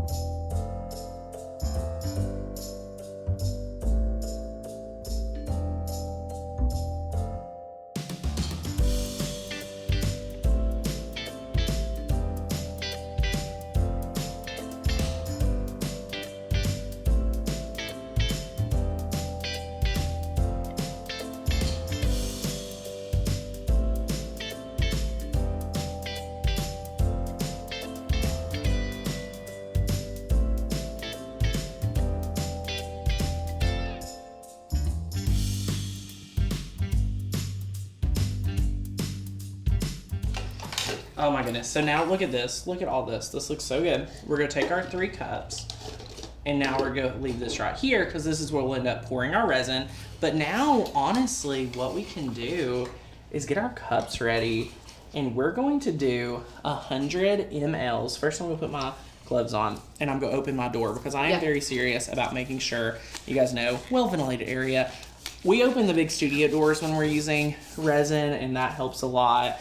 You can wear a mask, you can do anything like that. A lot of people will wear the masks. We do have a very well ventilated studio where we're at. We're gonna see the sunshine. Look at this. I love that. Yay, Crystal's been to every one of our Black Friday events. Yay, Crystal. I love that. I'm gonna move some of this HTV out of my way. Yay. All right, so now we're going to take this right here. We're doing 100 mLs of part A and part B. And I don't know that you have enough in the ones that I brought you 2. Yes, I'll use what I got because we want to use it up. So when using resin, it is very, very important that you use equal parts of both A and B. Mark, important. Hobby Lobby is a craft store. I know you're in the UK. I don't think Hobby Lobby is in the UK. So it is just a craft store that we use. It's the closest one to us, like Yes. literally like 5 minutes. Yes. We And love someone it. was saying something about, so a full cure for this to be. It's probably like 30 days. No. No. A full cure is 3 to 7 days. Oh, that's not bad. So to err on the side, 7 days. 7 days 7 days. before you actually. Which we're just getting started. Yeah. Like we're So just if getting you started make- with the holiday season. Yeah, if you make it, make this early, you'll definitely be able to use it for a while. Yeah, that's great. Okay, so let's grab. So what I'm doing is they sometimes give you these little cups. You can use that as measurement. This would be 25 mLs. We're using one of these extra cups, so we're just going up to 100 mLs. The least amount, we were talking about this before the live, we would recommend is probably 75. 75. So At the least. when I made this, I used 100. I did have quite a Little bit extra. of runoff. But the very least amount that I would use would be 75 of each at part A and part B. Yeah. Beth said, "Can you use Mod Podge?" I mean, I'm sure you can to There's seal dishwasher, it. yeah, there's dishwasher safe Mod Podge, but I would recommend the resin because when you see the quality here, like it's unbelievable. So now we're gonna take just a regular cup and put part A in here. So we're just gonna pour that out into the cup. So Angela, you can use it says, I mean, I've got the instructions pulled She's out. pulled out the instructions. She's got them at her desk. I it love it. says, follow safety precautions and directions. Use only with adequate ventilation and wear gloves. Yep. So we've got the gloves. I wish I could show you guys. I mean, we have the door standing wide open. and I'm we're probably 10 feet from there. maybe 10 feet from there. But if you all, It's getting a little chilly. yeah. I mean, if you all do not have a well ventilated area, Do it outside. then do it outside, or a respirator. Yeah. Either way will be great. Okay, so part B. Yes, Karen, 100 mLs of each part. Yes. Okay. So Aaliyah says she would not do the Beautiful. Mod Podge. Even the dishwasher safe has failed her many times. Yeah, I feel that. So I mean that's. So now, how many minutes do we like to work? Because I'm gonna work real slow with our resin. How many minutes should I plan for? So as far as minutes, I mean it's gonna take you. I work it very slow, Yeah. more like what you're doing right there. Yeah. This is it. I don't want to say 5 minutes, but I mean I work it at least 5 minutes. Yeah. We're just gonna work this right here. Okay. So we're just gonna work this, y'all. This is a more fun live stream. But again, it is the kickoff of the Black Friday sale. So if you're not a year member and you're hanging out with us today, I just want to say hello to you. Like, I would love to personally welcome anyone that is brand new to the channel. So feel free to go ahead and drop us a comment. We'd love to hear from you. This looks like a science experiment. It kind of is. Yep. So we're just combining that part A and part B, guys. It's not hard at all. Do we not? I thought that the supply list was linked in the description below. We do have some supplies linked. What supplies are we missing? Someone is saying, does anyone else not see the Hobby Lobby plate in the supply list? Oh, we may have not ended up getting the Cricut one, or the Hobby Lobby one. I apologize, my friend. Well, let me look and see if I can. I know I can't drop it, but let me see if I can search it at least and tell Yeah, you all where tell to us the search. name. Yes, everything. That is awesome. Love this. Okay, so we're just gonna work for a few minutes. You'll see you can sometimes get some of these air bubbles out. If you cannot, I have a great hack for you today. It'll be great. So we're just mixing here. Love this. And it's already getting pretty clear, which is great. Okay. Going pretty slow, making sure everything's getting combined. Michelle, it's a minimum of 3 minutes. The faster you mix, the more bubble. Yeah, so that's correct. The slower you mix this, As my hand's getting like, yeah, the slower you mix this, the better. yeah. Because that way it just gets combined naturally. You're So- not rushing it. You will create a ton. Like, it'll get cloudy if you mix too much. Like, you do not want it super cloudy. I will say, like, if it is where it is with me right here, it's not too bad at all. But I'm just mixing right here. Sorry, I have to confirm with Courtney about our children. 330. Okay. There we go. All right, so I'm just slowly mixing. We're probably at the 3-minute mark by now. So if you can watch I mean, it's looking real good. Like, Yeah, you can see I there's mean, some bubbles, but that's fine. We'll get it out. But also, not just the bubbles, you want to, like, there's going to look like kind of like waves in your resin. Yeah. Yeah, that's true. Let me come check it out. Lauren wants to examine it. Lauren has definitely played with resin a ton, and she just loves it. How do you, I mean, it's feeling pretty good. Like, do you see this? What do you think? Take a look. Take a look. Take a look. Not sure that would be dishwasher safe, but it's still a beautiful piece. Yes, we love it. You could literally do this with no resin if you want. Can the resin be brushed on versus pouring? Carolyn, great question. You could, but you will ruin your like brush. There's not really much coming back from that. So it's super exciting. Okay, so you see these where you're stirring like this kind of little lines. Really and truly, I think we need to keep stirring to get those out. Now, it does say on there, and one thing that I have seen, just for a little tip with the resin, is if you just let it sit in the cup for maybe Put your a mic minute. back on. She's teaching something really good. If you let it sit in the cup for just a few minutes, kind of let it rest, that some of those bubbles will work their way to the top. Yeah, you can tap this, and some of them would also come to the top, I believe. There's a few different ways. But we can also get those out with the heat and things. I like to watch it. Lauren, what about you? I like to watch mine for about the first hour. Yeah. And make sure that, like, I have the little lauder, and I'm like, okay, getting this out. Like, that, the first hour or so is like, goodness. So now that I did let this sit here, like, any cloudiness, like, went away really quickly, which was really great. So it's going clear. We're gonna let it sit there just for a minute. I'm gonna put some of these away. This will be great. And then here we go. Love that. So Carol says you've been stirring for over 4 minutes. Thanks, she might Carol. have been timing us. Thank you, Carol. You're amazing. All right. So here's But now, when we say food safe, I mean, like, if you want to put cookies on top of this after it cures for over 7 days. Yes. You should be fine. Do I recommend putting it in a dishwasher? Absolutely not. Because the Do bottom's I still recommend going to putting be... it in a microwave? No. Absolutely not. It's going to have metal on it. You can't put it in a microwave. Yeah. So anyway, now that we're here, I think I'm ready to pour. I think we're good. We've let it sit for a minute. I'm going to try to center this up real quick. All right. So this is centered. And if we want to go to that overhead, we will start the pouring process.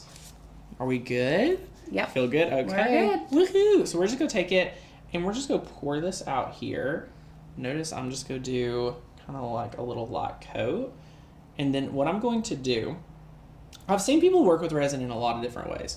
Resin is one of those crafts where you can kind of do whatever you want, depending on how thick it is. See, this is pouring, and I love doing this. But you can also take your finger and just make sure it goes over where you want. So it's kind of a mix. I just like to do this just to make sure it covers everywhere. And see, now it's over on that edge. Now we're just going to bring it over to this edge. It's going to get evenly distributed.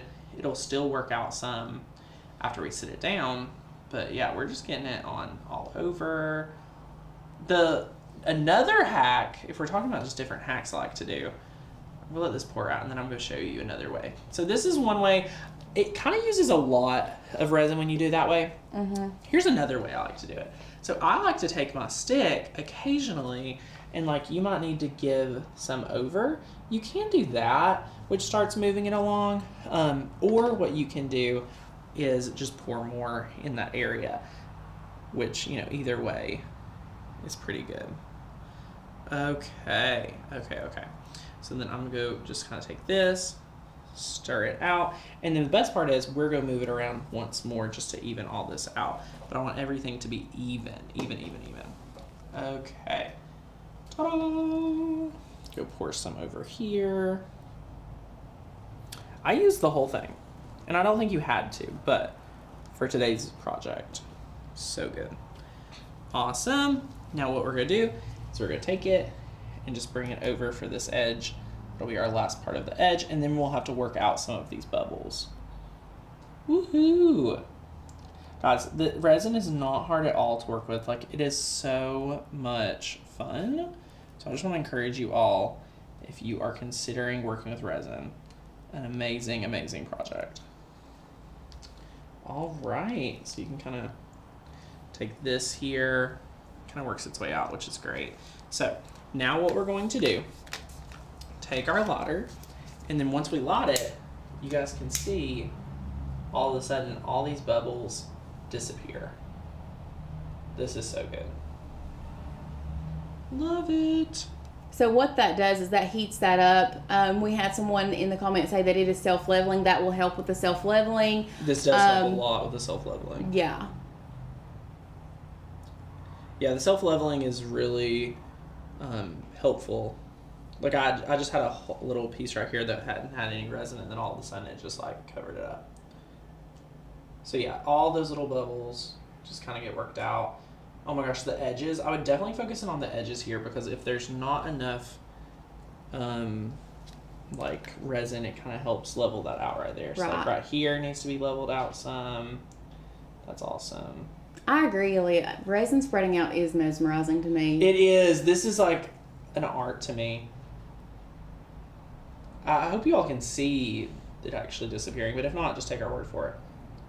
And again, the first hour, it's kind of hard to see in the overhead to watch it disappear, hard. But just know we're working on it.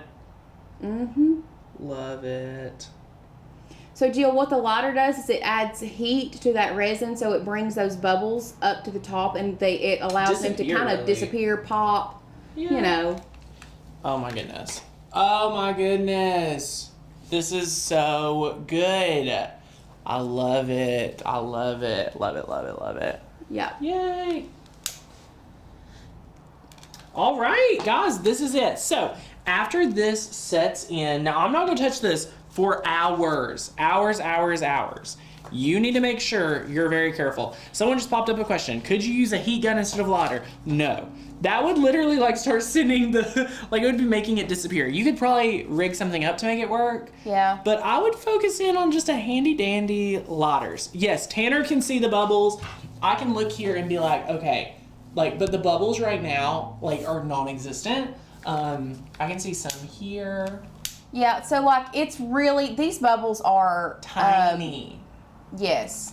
Yeah, but it's working itself out. I mean, it's unbelievable. We love that, and it's awesome. Now what we're doing, again, still leaving the well-ventilated area, but don't leave this part outside unless you can cover it up.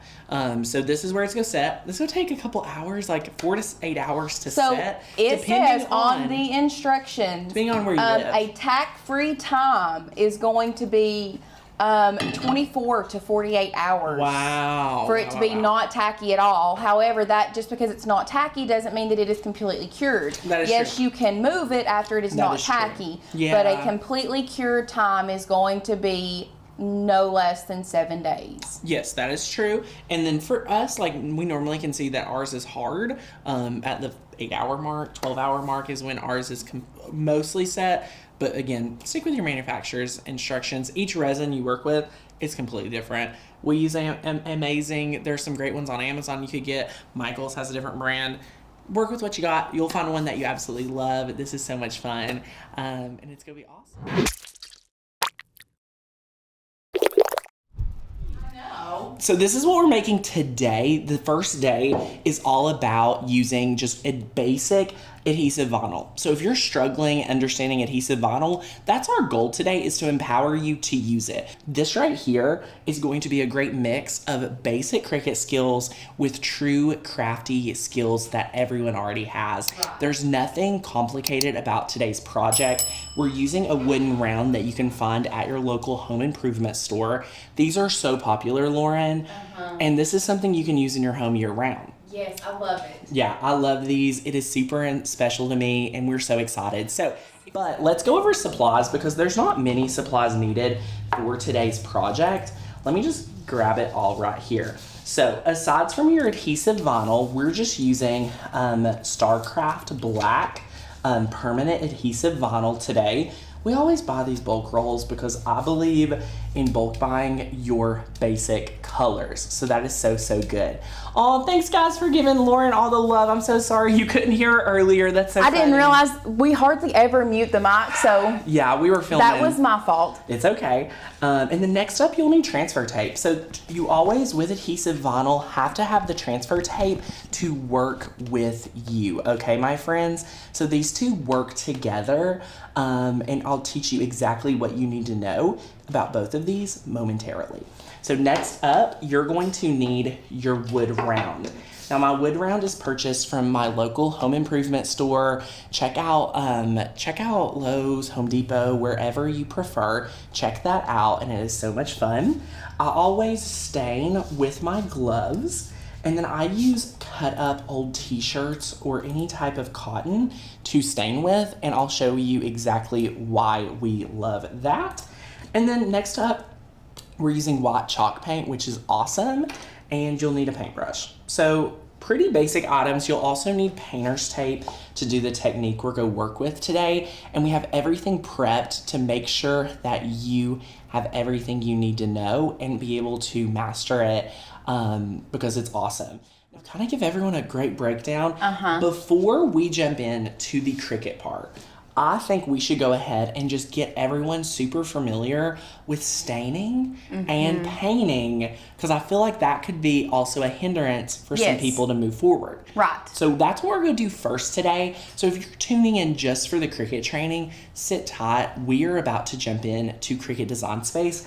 But before we do that, I want to help equip you all with knowing exactly how to stain and paint this, because these wood rounds would be fantastic items to give as gifts, make for yourself, sell. I mean, this is something I would sell for $35, $40 easily. Oh, absolutely. And here's the deal. The wood rounds, I think, $10 to $11. The vinyl on here is very minimal. The paint and stain's very minimal. So this is something that could really be an awesome product for you to give, sell, and things like that. So do you need Design Space even if you're a member? So Anne, if you're brand new to Cricut, Design Space is actually completely free. So when you buy a machine, you're getting access to Design Space. You do not have to have Cricut access to use Design Space. So what you do is you take files and artwork from our website and you upload them and import them into Design Space. I'll share exactly how to do that today, my friends, so stay tuned. So step one, what we're gonna do is we're gonna open up our stain. While you're doing that, so I'm putting on my vinyl gloves. I love to stain with these gloves because it lets me just do it honestly just helps me do a better job staining because I'm not trying to be super particular. So if you're an existing member to Makers Gonna Learn, this is gonna be an easy project for you because the Design Space elements are so great and easy. We're using one of our fonts and we're gonna love it. But and we're going to go overhead to watch you with the technique. Let's go overhead. But somebody asked about, do you have to stain if it's inside? That is going to be, like the stain that we're using, it's really going to be a design aspect. If you want to keep it the natural wood color, totally keep it the natural wood color. The black vinyl would look fantastic on absolutely. there. So either way you want, we're staining just like Lauren said for the look, and we're using Minwax Early American. And we always recommend to stain in a very well ventilated area. I'm just taking some of my stain, dabbing it on my So we're just using just a regular t-shirt cloth. Cut up a t-shirt. Love it. So we're going to stain with the wood grain today. So we're going up and down with the wood grain. There's a lot of technique today that's revolving around the wood grain. So just remember that as you make yours. Notice how when I'm staining, I'm able to really work in the wood because I have the gloves on. So I'm just working this in. And the Early American is honestly like such a new favorite for our family. Yeah. And at work, like everyone's loving it. So I take it and then we have to just work it in. So this is all we do. It's very easy. And it's really one of those things, if you want, when you are staining, if you like the color and the tones of the color, but you want it to be a little lighter, you can always go through with a wet cloth and kind of brush and take some of it off. So that's really, when it comes to staining, there are so many different techniques you can use. Now let's talk about why I like to stain versus paint, because I used to not like to stain. And the main reason I love staining is to keep the wood grain. I want to keep this wood grain, you know, apparent. So when you stain, you know, you don't lose your wood grain. You actually kind of highlight it in a whole new way, which is fantastic. So we love that. We love it.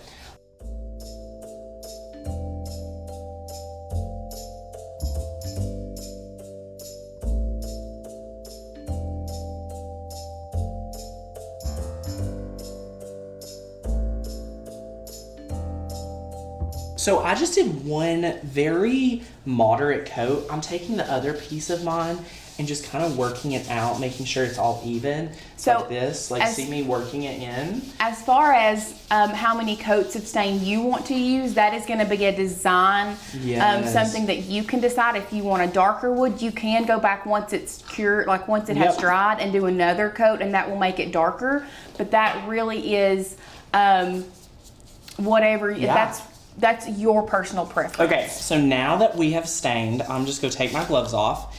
And I wanna make sure that you all know, if you're doing this at home, make sure to finish off these edges, okay? Yes. We're doing this TV ready, which means, look at this. So here's our one that we just stained, and then boom, look, this one's stained with a little bit darker color, no worries. So this is what our team prepared. But that's, if you hold them back up and for the overhead to see, I think, did Caitlin do 1 or 2 different coats on that other one, or is it just a different stain? It could be a different stain. I'm honestly not sure. I don't want to tell either way. This it doesn't look dark enough to be Jacobin. No. So it could have been 2 coats of Early American. Yes. I believe this right here, our finished project today, was not, it was maybe looks a little bit more red, but it could be Early American after it dries. Nonetheless, they're amazing. But always, one other thing, when you are staining, go with the wood grain. Yes, always go with the wood grain. Go with the wood grain. Love that. So, now that we've got our stain here, do we have other questions? We have a lot of questions asking, how long do we need to let it dry? There should be, we let it. I would give it a few hours. Yeah. Because you don't want to go into painting and into vinyling when it's not completely dry. Okay, here's another really good question. How do you treat the end grains because they absorb so much more stain? We embrace it. Like, I love the look. I'll pull up this one that we just stained because it's easier to show. But the edges where they're cut, they absorb the stain a lot easier. Yes. So that might be something, if you see that it is a lot darker, just take a wet rag and wipe around those edges. Yeah, that's a great tip too. Yeah. So we love it. So we love it, love it, love it.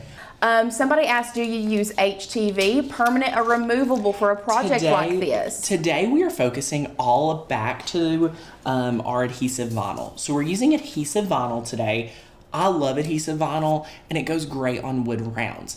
Adhesive vinyl is cheaper than heat transfer vinyl, and since this is a beginner-friendly week, we are going to break everything down really well. That's why we're going a little bit slower, because I want you to actually make this week. I want you, who is watching right now, to make this with me. Whether you're a member, not a member, I want you to have a success. I want you to have something that you're going to want to keep in your home for years to come. So we're just using adhesive vinyl today because I know you can make that a lot easier than having to have a heat press, having to worry about how to do iron-on. You could do iron-on on this. I'm not saying you couldn't, but if we're talking about the fastest, easiest approach, adhesive vinyl today. Right. So yay, I love it. And we've had a lot of people saying about if they are using this outside, making it weatherproof, and can you put varnish over top of this? You can seal it. Yes, so you can totally seal this. We have so much videos, so many video content or videos on sealing vinyl. I just want to encourage you to do some video research on our channel to learn about sealing vinyl as I cut open this lid. So, ta-da! Okay, today I'm so excited to share with you because I hope someone here today is brand new to chalk paint. Now, Lauren, let me share with you all for a minute my love for chalk paint. Have you ever used chalk paint, Lauren? Yes, and I love it. It's so special to me. It's an absolute favorite, and I'm super, super excited. I should have left my gloves on for this part of the project. Anyway, chalk paint is so good. We can go to the overhead camera if you want. So this chalk paint, you can see it's very chalky, like You can see it's poured out and things like that. This paint is very thick, and it's going to allow you to do this in very small coats. Like, you do not need multiple coats of this at all. You'll be able to do this with like 1 to 2 coats easy. So today what we're going to do is create, again, going with the wood grain. So we're going with it. We're not going against. We want to go with the wood grain. We are going to take our painter's tape, okay? We're going to take our painter's tape, and we are going to create, let me just bring in the finished visual so you guys can kind of see what we're going to do. We're creating about a 2 3/4 inch little stripe, and it's a little accent. So what we're going to do is we're going to apply down our first piece of painter's tape. Now, Lauren, I don't know the best way to explain that trying to make a wood round straight can be difficult. Yes. So I just want to encourage you to try to, like, this, there's a line right here in my wood that I'm just gonna kind of, I'm gonna kind of embrace. Like, so the actual finished product that he showed you first, one of our, Caitlin, who was, you know, sort of new. She's actually, she shouldn't be. She's not super new at this point. But she was the one that painted that. And one of the things she learned and realized, and that we are wanting to make sure you all know, is she went against the wood grain, or the wood grain was up and down. Yeah. And that was one of the things she wanted us to make sure to tell you all. It's so much easier to turn the wood grain horizontal, and then just line your tape up with that wood grain. You can see. And it makes it so much easier to get it straight. So I also want to let you know, with my specific wood round that we have linked, there's literally lines here. I don't know if you all can tell on camera, but I'm just using and embracing those lines because, Lauren, it makes it so much easier. This took away a lot of my, like, this was the scariest part for me. And to see this line right here that I can say, it's like, oh, okay. Like, okay, I got this. Like, I can do this. And then look at that. So I'm making sure to evenly, you know, space this out. Again, we're going to embrace these edges. Right. So I'm making sure that this edge right here is more important because this is where my paint is. Let any of those bubbles be created over here because we're not painting over here. We're only painting. Look at that perfect line. Yes, and we've also had a couple friends on here that have asked about specific cut files that they are wanting to see. Oh, yeah. You can always drop, if you are a member of Makers Gonna Learn already, we have a Facebook. If you are in our Facebook on the group, there is a thread where we need to know. Yeah, we want to know what you want to see. Yes, please. When you join the membership, you get to say, hey, Tanner, hey, Courtney, we need more dog files. We need red bird files, anything like that. We take those and we give that direct to our design team, and they start developing amazing cut files. And you can read some of our, you know, members. They love getting to help contribute. So that is so fun. So we're going to take our chalk paint. It's a lot thicker. So what I'm going to do real quick is try to lessen out my paint. So I'm going to grab a piece of paper. And if you're thinking today, wow, like this is a lot of steps, I just want you all to be the best equipped crafter you can be. So don't feel like you have to memorize all this. This is available to you as a recording. And notice how I'm going right here. Yes, so I want to just go this way with the wood grain, and I'm trying to start by working with my, working around here. So I'm working kind of like with your edge. Yeah, with my edge, and then we'll fill in. That's kind of like one of the things we love to recommend after we have made probably 3 or 4 of these throughout our testing. So we're just working with our edge right here.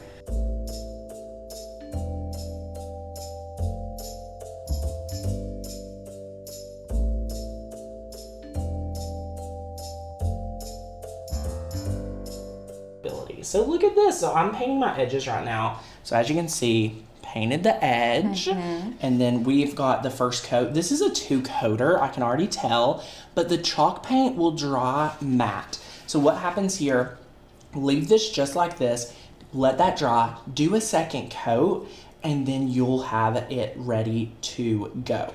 So all you need to do is let this dry. I wouldn't let it dry too long. If you're working fast, you can do a heat gun, hair dryer. Really and truly, chalk paint dries fairly fast anyway. I would say 15-20 minutes. Yeah. You can be ready to put that second coat on. So don't feel like this is like an overnight thing. No. use your hair dryer, anything like that. Chalk paint is so friendly. And then look what happens. So you take that, you sit it to the side.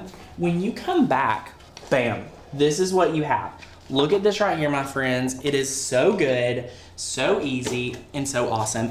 I want to point out the chalk paint like makes it look just unbelievable. Right. Just unbelievable. Yes. So yes, if you have a wood round, please make this project. Like I said, we love to see what you guys do when you are part of the membership and taking full advantage. So now we've created our wood round. That was what, 2-3 steps? Yeah. 3 steps: stain, tape, paint, boom. And this is not something hard. like once you stain and you need to wait and let it dry, Yeah. go on over to Design Space, get your stuff set up, get Yes. it cut. Exactly. And it seems like the That's drying it. time is what takes the longest. And like Lauren says, I love that tip. While it's drying, while things are being drying, the stain, the paint, anything like that, guys, you can do the part that we're about to jump into. We're here live with you, and we only have a limited time each day to do the training, so it feels overwhelming. So calm down and say, hey, while this is drying, I'm gonna work in Design Space, because there's a few more steps to do. But what I love is today's font we're working with is super simple, super easy to use, and I'm so excited to share with you exactly how to use it. And do you take the tape off when wet? We have tried both ways. It depends your personal preference. I want to say if you're a really excellent even distributor when it comes to painting, I would say you can remove the tape while wet. But if you're like, hey, I'm a mess, just wait till it dries. Yeah. And especially with chalk paint, it's one of those paints that with the wood and the steps we've took, if you noticed, I really made sure to go with the grain. Of this one is going with the grain. And the second thing you need to know about is making sure to take your fingernail and kind of taking that tape and like edging it, so make sure it's actually laying flat. Those are just some simple tips to get you better results every single time. This is our font we're working with today. How do you pronounce this, Lauren? Amore? Amore? Amore. I love it. It's a beautiful, very elegant font that I think any wood round will do so good at. So this is part of our script category of our fonts. This is how easy it is to download and install a font onto your very own computer. What you're going to do is you're going to click the download button. This is our little cloud. Click your cloud button. Next, you will have a zip file. You are going to let that zip file be unzipped. So how we do that is we double click the file, okay? Once you have double clicked, you will see the file right here. It's right here, and you can double click once again, okay? Once it's double clicked, you can see the font. All you need to do is click install font, and boom, it is going to be there. And I obviously had already downloaded this one and installed it. I just wanted to walk you through the steps, and it'll be right here in your font book. Okay, that's how easy it is. If you are installing a font but you already have Design Space open, you will want to close it out and reopen it. Okay, close it out and reopen it. So once you're ready to go, let me share with you some basic Design Space elements that I want any beginner here to understand. When you are making a project like this, notice I have a circle here that is the size of my actual wood round. This is very, very intentional, my friends. I want to make sure that you understand everything we do here is very intentional to help you get the best and most success. Occasionally, I would even come and take it a step further and create that white stripe. Yes. But Lauren, there would have been some slicing. Yeah. It would have been a lot of work. Yeah, adding that white stripe, if you really like being If you needed intentional it. and showing and seeing how it's going to look with the white stripe as far as the size of your font is something that you can do. Yes. But you don't. I believe that you all can rock it, so you can work with it. So I want to just share with you the steps that we take here at Makers Gonna Learn to make our projects the most successful the first time. That's our goal. So first of all, we go to our shapes and we take a circle. This is it. This is easy.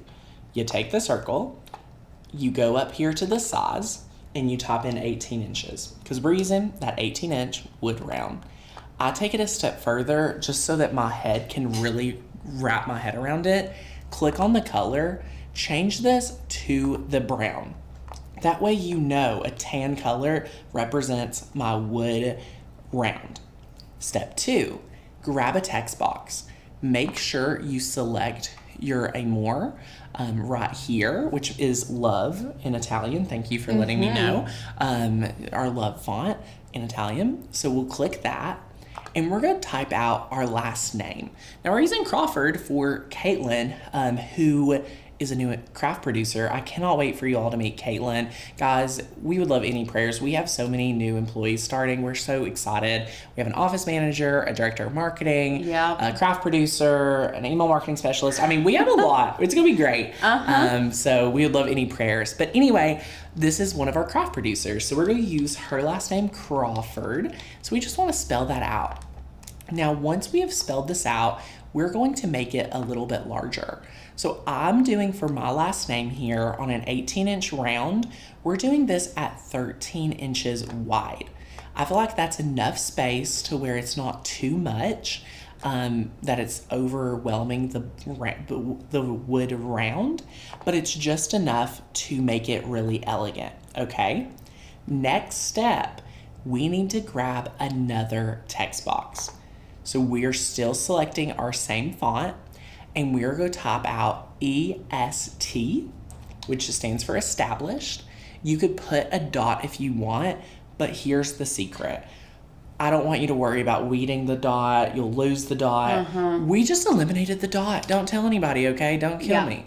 Now we're going to type out, after space, 2022. So Caitlin's actually getting married next year, which is super exciting. So we're just, making something for her family now. And we're positioning this right down here. And it's that simple. But here's where a lot of us get hung up. There are things that we need to know in design space that is not always super clear. So if you're watching today and you're saying, Tanner, this looks super easy, I don't need help. I want to let you know, if you cut this as is, it's not going to look right. For example, let's go ahead and delete this one out. So let's not even take a look at this one. That's done. If I press cut right now, look what's going to happen. I'm going to click make it. I'm going to hide out our circle because remember, that was just, there for fun. If I click make it right now, look what's going to happen. I'm going to click on the mat. Lauren, what is happening here? My established is not where I put it. Right. So what you have to do there is we have additional steps. And if we zoom in, I want to check something real quick too with our font, because Cricut Design Space changes it around. Right. Occasionally, some of our fonts, it would still be a different letters. Right, and it won't connect. Exactly. So for this one, it looks like it can be all one, but sometimes your fonts will show that there's still different letters. What we're going to do, this next step I'm going to share with you, is actually go fix all of that. So this is just kind of the blanket statement for anything that you're working with. Now, sometimes you're going to have a font that, let me pull out another one of our Makers Gonna Learn fonts, because I really want you all to hit this home today to make sure you all know that there's additional steps and things you need to master with Cricut Design Space. So let's talk about hello. Let's see if this font has it. So as you see here, this right here, if you were to just spell this out and you see these letters not connected like it is in Crawford, Lauren, do you know what that tells me? You're a beginner. Yep. We need to help you elevate your projects really easily. So what you're going to do, you need to go to letter space and just bring it in. So we're just going to letter space and we're bringing that in. It's that simple. And once you bring it in, look at how better this looks. I know. Unbelievable. So much better. So that's awesome. If your font has that, please use letter space to your advantage. And then after that, you have your established, you have your year. You want to highlight both of those layers. And all you want to do is click weld. So just click weld and look. Now this is all together and we can click make it. And this right here, we're going to use on the mat. And look at that. That is perfect. And I just realized I have a 12 by 12 mat. So actually, we're going to make it a tad bit smaller so that this fits on our mat today. Sorry about that, my friends. I love that font, Lauren. Lauren is amazing. Okay, I have to make it a still tad bit smaller. Sorry about that. 11.6 and still not on the 12 by 12 mat. Let's see here. Dun, dun, dun, dun. Perfect. There it is. Go. Crawford established 2022. Now, who is here never worked with adhesive vinyl? Can we have a little poll? Who is here that has never worked with adhesive vinyl? If you have never worked with adhesive vinyl, drop me an emoji, say me in the comments, because I want to help you understand adhesive vinyl today. So adhesive vinyl is what has this backer. So the backer is kind of like the squared inches. And we're using StarCraft today. You can use Cricut vinyl, you can use StarCraft vinyl, or Cal 651, whichever you prefer. Right. No preference here, really. But what I'm going to share with you is that if we want to go to the overhead, we can. This right here is going to be kind of like a sticker. So our setting has to be thick enough to cut through our actual vinyl, but thin enough to where it doesn't take off our backer today. I'm getting a lot of me's. Yeah, I know. So there's a lot of friends here that's like, I need help, Tanner. So I'm so glad that you are showing up for yourself today. Yeah, This that's is really... so Honestly, great. it's kind of surprising This me is how amazing. many people haven't used or saying that they haven't used vinyl. I love it. Well, guys, please throw up all your vinyl questions because we want to answer that today. But this is what adhesive vinyl is. Adhesive vinyl is great for stencils. Adhesive vinyl. This what we're using today is permanent, by the way. Yes, there is yes, permanent yes. and removable. But this Yes. is what we're using the permanent. Exactly. And why we're using the permanent is because this is something that I want to permanently be in your home today. And what I mean by that is this is something I truly believe if you have never worked with vinyl, if you follow this video tutorial, you are going to rock it.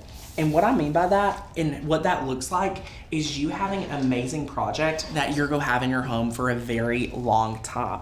If you're struggling to weed your project, stay tuned because we will be working together weeding this project. And we're using an 18-inch wood round today. So look at this. So I've taken my mat. I have a bulk roll of vinyl, Lauren. As you get familiar with working with vinyl, you are going to be able to do what I'm about to do. If you're a beginner, be careful, but I still want you to get to this level. This is where we put our vinyl down. We're going to take our True Control knife, and we're just cutting this off. I had the right pressure from years of experience. I could have easily pushed too hard and snapped my mat. Yeah. Please don't do that. Look at this. Now, Peel this if you are worried about not knowing how to use vinyl and you don't want to spend a lot of money, go to Dollar Store. Watch my video. Watch the Dollar Store video. We tested the Dollar Store vinyl. It is a great vinyl to really learn how to work with and use vinyl. And if you're struggling with the settings on there, watch my training. I teach you exactly what it looks like to struggle with it myself. So once your vinyl is on your mat, I'm using a standard grip mat today. It's been worn in. You could do a light grip mat, everything like that. Next step, we're loading this into our machine. So we're just gonna go over here and load this into our machine, just like so. But now what we need to do is we need to hop over to Cricut Design Space. Now before we do that, I want to take a look right here and you all to see what blade we're using. if you have a Cricut Joy, if you have a Cricut Maker, if you have a Cricut Explorer, whichever, you are going to have this fine point blade. You will be able to master your adhesive vinyl with the fine point blade, okay? I love it. I love it, I love it. So if you have this blade, which I know you do, you can do this project. Do not feel like it's confusing. This just goes into clamp B, we're closing it. I'm using an Explorer 3 today, but you can use either machine to master Cricut. Like you can use the fine point blade and rock it in any machine. Our membership, to get our thorough in-depth training, you can get and use our membership for any machine. So I just wanted to make sure we hit that home. Now let's head over to Design Space, because here's our final few steps. We're gonna click continue. We do not have to mirror this. We're gonna cut right as it is. Yep. We're gonna click continue. Yes, Melissa, you can do this on air too. We are using StarCraft vinyl for those that were asking. And there was someone else asking something. Oh, what's the difference between weld and attach? Which is a very good question for a beginner. One. So when you weld, you are permanently attaching that together. Exactly. You really can't unattach it. When you just hit attach, it's kind of like it is making it together, but you can unattach it and move it around later. Yes. Like if you're making multiple of these and you want to maybe use the same last name but a different established date, or use the same established date and a different last name, I would use attach. That way, once you've made your first one, you can go back and then you can change the name or change the established date. So that's the difference. What are some good transfer tapes? I have one that does nothing. So today we are going to be using the Cricut transfer tape because it is completely clear. That way we can see exactly where it is going to be going on there. We also really love the masking. The masking transfer tape is one of our favorites. So yeah, and yes, Dollar Tree has craft supplies. We have a really, really cool video that you all can check out with our Dollar Tree craft supply stuff. So yeah, we did make it smaller than the 13 inches we originally started out with, just so we know that it's going to fit on our mat. Y'all, can we just give Lauren like the biggest shout out ever? Because Lauren just improvised and entertained you all while I figured out why my Cricut that was plugged up to USB was not connected to our computer. So I hope you all enjoyed all of that, because she answered so many questions. I mean, I enjoyed every question she answered, which is phenomenal. So yay, go Lauren! Another question, will the attach still cut as one word or individual letters? That's really going to be, you really need to get down, especially if you have a smaller font, get in there and make sure that it is. I think with fonts, if you want to weld the one word together, like the name, weld the script fonts, and then attach. You could attach the established date and the name. If you want to change it out before, like if you ever have a need to change it out, go ahead and only attach. What I personally do is I create one that's editable, so I could do Crawford and just hide it. So I can go back and change it to Bell or change it to McCoy or whatever I need, whatever last name you want in the future. But when you're ready to like cut, that's when you need to go ahead and weld it, because I want to make sure that you're getting the best cut every single time, and that's what weld is for. So we love that. It's welding those multiple letters into one. So let's hop back over to Design Space. Thank you, Lauren, for improvising with me, because that's amazing. Glad we figured it out. I fixed it. Something was unplugged. So we're going to click over here to set the vinyl, and we're just going to search for vinyl. Now, Lauren, look at all these different settings. So many different settings. Oh, so many. So what I want to do is go down here, and I would think we would want to click Smart Vinyl Permanent, but this is not a Smart Vinyl. Cricut has Smart Vinyl. So we want to come up here and we're just going to click on premium vinyl, and I'm using the premium vinyl removable matte setting. It's fun. It is awesome. It does say removable. We are not using removable, but you still can use that setting. Yeah. It does not make that much of a difference. They just don't have a premium vinyl permanent setting that I can see. So our cut will be, woo, my keyboard's crazy. So we've got that. It is now going to, after we've selected our material, it is measuring it. So it's measuring our mat. So it's double checking Tanner. It's saying, hey Tanner, does this work? Is everything good? So it's double checking. And I just want to let you all know the coupon code does not work for monthly members, only yearly. So if you're having an issue with it for yearly, let me know. Now that it's here, it's saying, hey Tanner, press go. Here we go. We're gonna press the play button right here and it's gonna start cutting. And then we're about to jump in to weeding. How many of you struggle with weeding? I'm so excited because, guys, when I first started going really, really big in Cricut, I kind of struggled with adhesive vinyl myself. But this hack I'm going to share with you is the #1 way to master adhesive vinyl.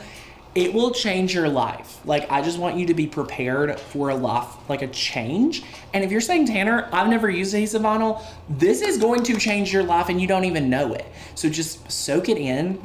What's about to happen in these next few minutes is like the whole like butter of today's project. Like, this is where you can make a project or break a project, okay? So get excited. Anyway, we have cut this out. Get excited. I mean, we're about to learn something super new. So let's head over here and take a look. So Lauren, thank you for pointing that out. I'm so excited to share group attach weld because that's so good. Now I'm cutting off my excess vinyl. So I have some extra here. So I always do that first. Now I want to let you all know, I'm very particular. I'm leaving my vinyl on my mat. And the #1 reason why is it's like a third hand. It keeps everything here for me. It helps me out. I'm going to go ahead and peel off this extra vinyl. So just peeling it off, just like so. I didn't apply a ton of pressure, that's fine. Now, here's the secret sauce. I need you to grab any of one of your gift cards that you've already used, a burnishing tool. Cricut has a burnishing tool that's great. This one's from 143 Vinyl. Grab something like this, okay? This is the life-changing part. You will take this and you will burnish. So we're burnishing our vinyl down to our mat. I like to go this way because when I weed, I wanna have my hand down my wrist and it's not getting on the mat. So this is a great way to not worry about that. I'm burnishing, y'all. Burnish, burnish, burnish. Okay? Step 2, your weeding tool. There's a few weeding tools to choose from. You may see me sometimes using the pin tool. You may see me using a traditional weeding tool. No worries, okay? What you're gonna do, I like to start with the traditional weeding tool for this step. Grab a corner, peel it up, edge it off, and slowly work your way across your vinyl. Do you see that I did not have any struggle whatsoever peeling this up? And this is so important when it comes to these thin fonts because thin fonts they're the it thing right now. Oh yeah. But they are the worst to try to weed. So weeding on the mat, literal game changer. Lauren, with these thin fonts. Look at that. Did you see that? That was so easy, all right? That was so easy. Now, if you have a pin tool, this is the part of the project where the pin tool comes to life. This is where it is so, so good. So let me just twist this back around here. I like to take it with firm pressure, poke and pull up, and then poke and pull up. Do you see how fast that is? The pin tool is also a game changer, especially for the small weeding like this. Oh yeah. But you can also, if you only have this one, look at how easy it is to do this too. Like don't feel like you have to have every tool we do. No. We've been doing this for years. You will build your craft supplies up one birthday at a time, one Christmas at a time, one treat yourself Friday afternoon. Right. Like, whenever. Tamara says her favorite weeding tool is a seam ripper. Like, Ooh. I could definitely see that being very useful. Ooh, you're getting crazy. I mean, if you are a sewer and you have needles, like, if you can hold that needle, like, that can be a weeding tool. There's so many ways. Now, my friends, we have went ahead and applied we weeded. Yeah. Lauren, this is the part that people get scared of. Is the weeding. This is where people say, Tanner, I had a craft fail. Like, I don't want you to go through a 30, 45 minute process and not have all the tips and tricks. So remember this. And if you're saying, Tanner, I need more help, be sure to rock our membership for the training that you're going to get that is specific for you. They're all self-paced courses. Mary, I want to encourage you to get the year membership. After that, go shopping at 143 Vinyl, anything like that. Like, you'll love it. Yeah. Next up, we're using regular Cricut transfer tape, and here's why. You may see other videos of people, myself included, using paper transfer tape. What I want you to do is, if you're a beginner, start with this transfer tape. Start with a regular basic transfer tape, because you're not ready for paper transfer tape yet, okay? Right. I love it. I love it. Cheryl, I will send you one of these. Your last name's Crawford. I mean, hey, yeah. I love it. So, all right, what we're going to do next is we're going to cut out our transfer tape to go with our sign today. So I'm just going to cut me some out. Very simple. So some DJ says what doesn't come off easily. Sometimes the letters are sticking. So if your letters are like not sticking correctly, are you talking about when you're weeding, like the letters are coming up? That's what burnishing does, is it keeps it on there. Now notice, my friends, my design is still on the mat. All right, my design is still on the mat. I have cut my piece of transfer tape, and now I'm going to do the taco method. This is something I coined a long time ago. This is the taco method, where we take it, we line it up, and we place it down, and we lay it flat. Taco method is my favorite. Now we grab our same burnishing tool. This could be a gift card. This could be this could be the Cricut burnishing tool. We burnish to our left, and we burnish to our right. It's that easy, y'all. Yes.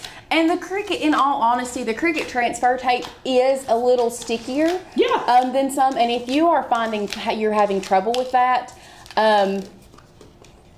I mean, for a beginner, I would start out with the tape is so sticky. Yeah, that their stuff is not coming off of it once they transfer it. Make sure you're not using the strong grip. Make sure it's regular transfer tape. If you're struggling with it, stick it to your shirt 2 or 3 times. Yeah. That's what I would recommend. Shirt 2 or 3 times, that will solve 98% of the problem. If you're struggling with that, today I don't find that being an issue considering our unique surface of our wood. So, okay, now we've burnished. We're going to now peel this. We're going with gravity to turning peel this it upside away. Down. Yep, peeling this away from our mat. Don't snap your mat either. Lots of things to worry about. This is laying flat. What do we do now, you ask? We burnish again. So we burnished it down. Now we're burnishing the back to say, hey, I want you to stick to the transfer tape now, please. Boom. Boom, boom, boom. All right. So now what we're going to do. Once again, working with gravity. Yes. Gravity is your friend. Yes. Yes, yes, yes. Look at that. Oh my, the Lord is with us today, y'all. Yes. That established 2022. Praise God. And I feel Jesus here. When I first started I know. When I first started using the die cutting machine, I had so much trouble. I hated weeding. I was like you guys. Yeah. But learning all of these things, it is so important that you you keep up with these steps, because it makes life so much easier. It does. It really, really does.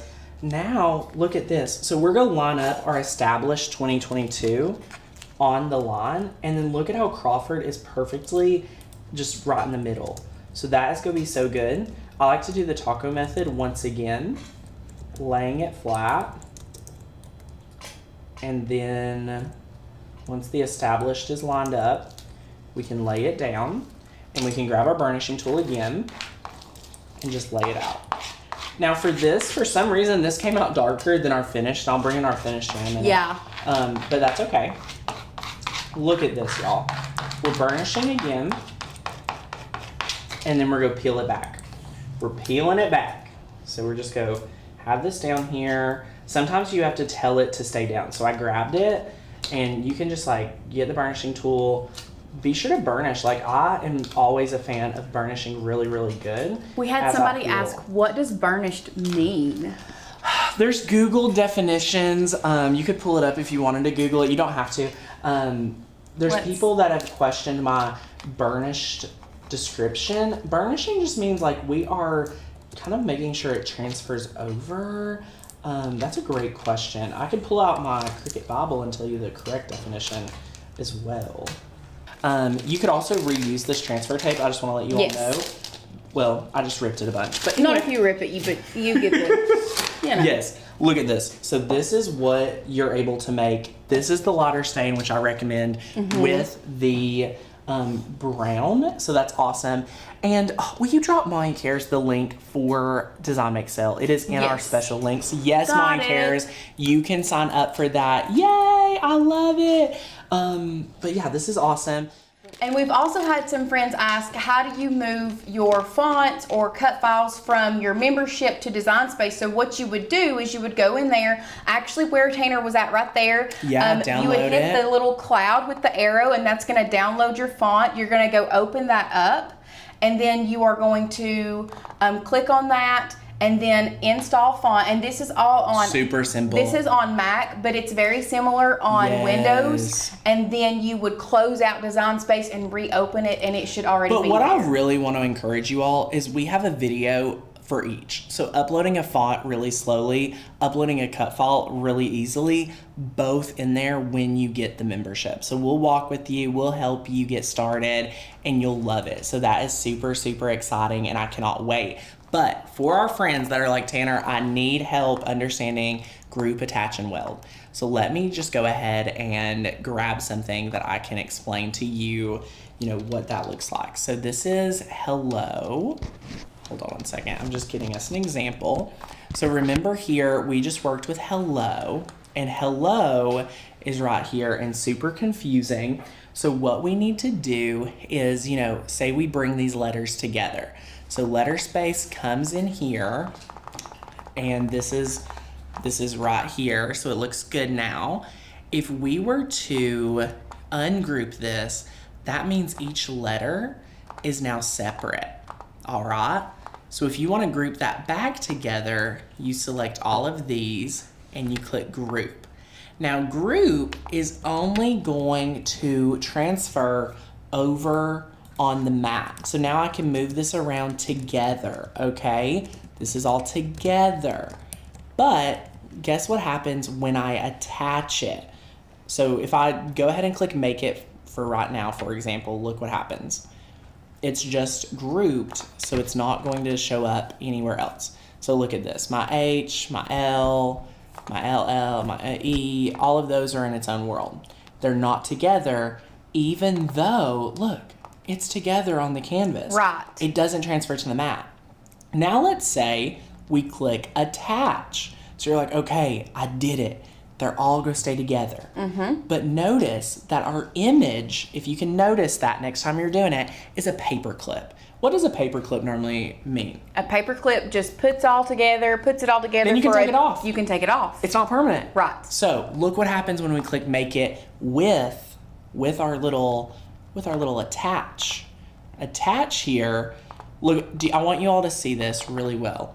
So look right here. So this is very, very important. Do you see that there is a line separating my letters? My H and my E can be peeled up separately. Yes. Which is a problem. That means it's going to cut just like we see it, but I could peel up the H. I could peel up the E. Those are separate. So what you need to do if you are struggling here is I want you to do our last step, which is you need to weld, okay? So we need to weld. And what welding does is that image shows a square and a circle becoming one image, okay? A square and a circle becoming one image as is what we need. So let's click weld, and now you can tell that it's all one image now. That is incredible. That is what we want for these scripty fonts. Right. And Miss Deborah, yes, please email customer service. We will get you onboarded if you're looking for the year membership. Remember that coupon code does not work for monthly members, only yearly. One thing that is what I have found helpful, using attach is amazing when you are creating your design. Yes. So there was one, and it's actually an upcoming craft that we're going to be doing here very soon, where I was taking flowers, like a floral design, but they were all spread out separately, and I attached them for the time being until I moved them around to where exactly I wanted them. Right. And so I could unattach and attach and keep moving them around back and forth. But then when I was ready to cut, this is actually not a cut, we're going to be using pins with this craft. But when I was ready for that, then you select it all and weld it together once you are finished and there's nothing else you want to do. Lauren, this was such a fun project. I know. I feel like so giddy for all of you that are getting a Cricut for the first time.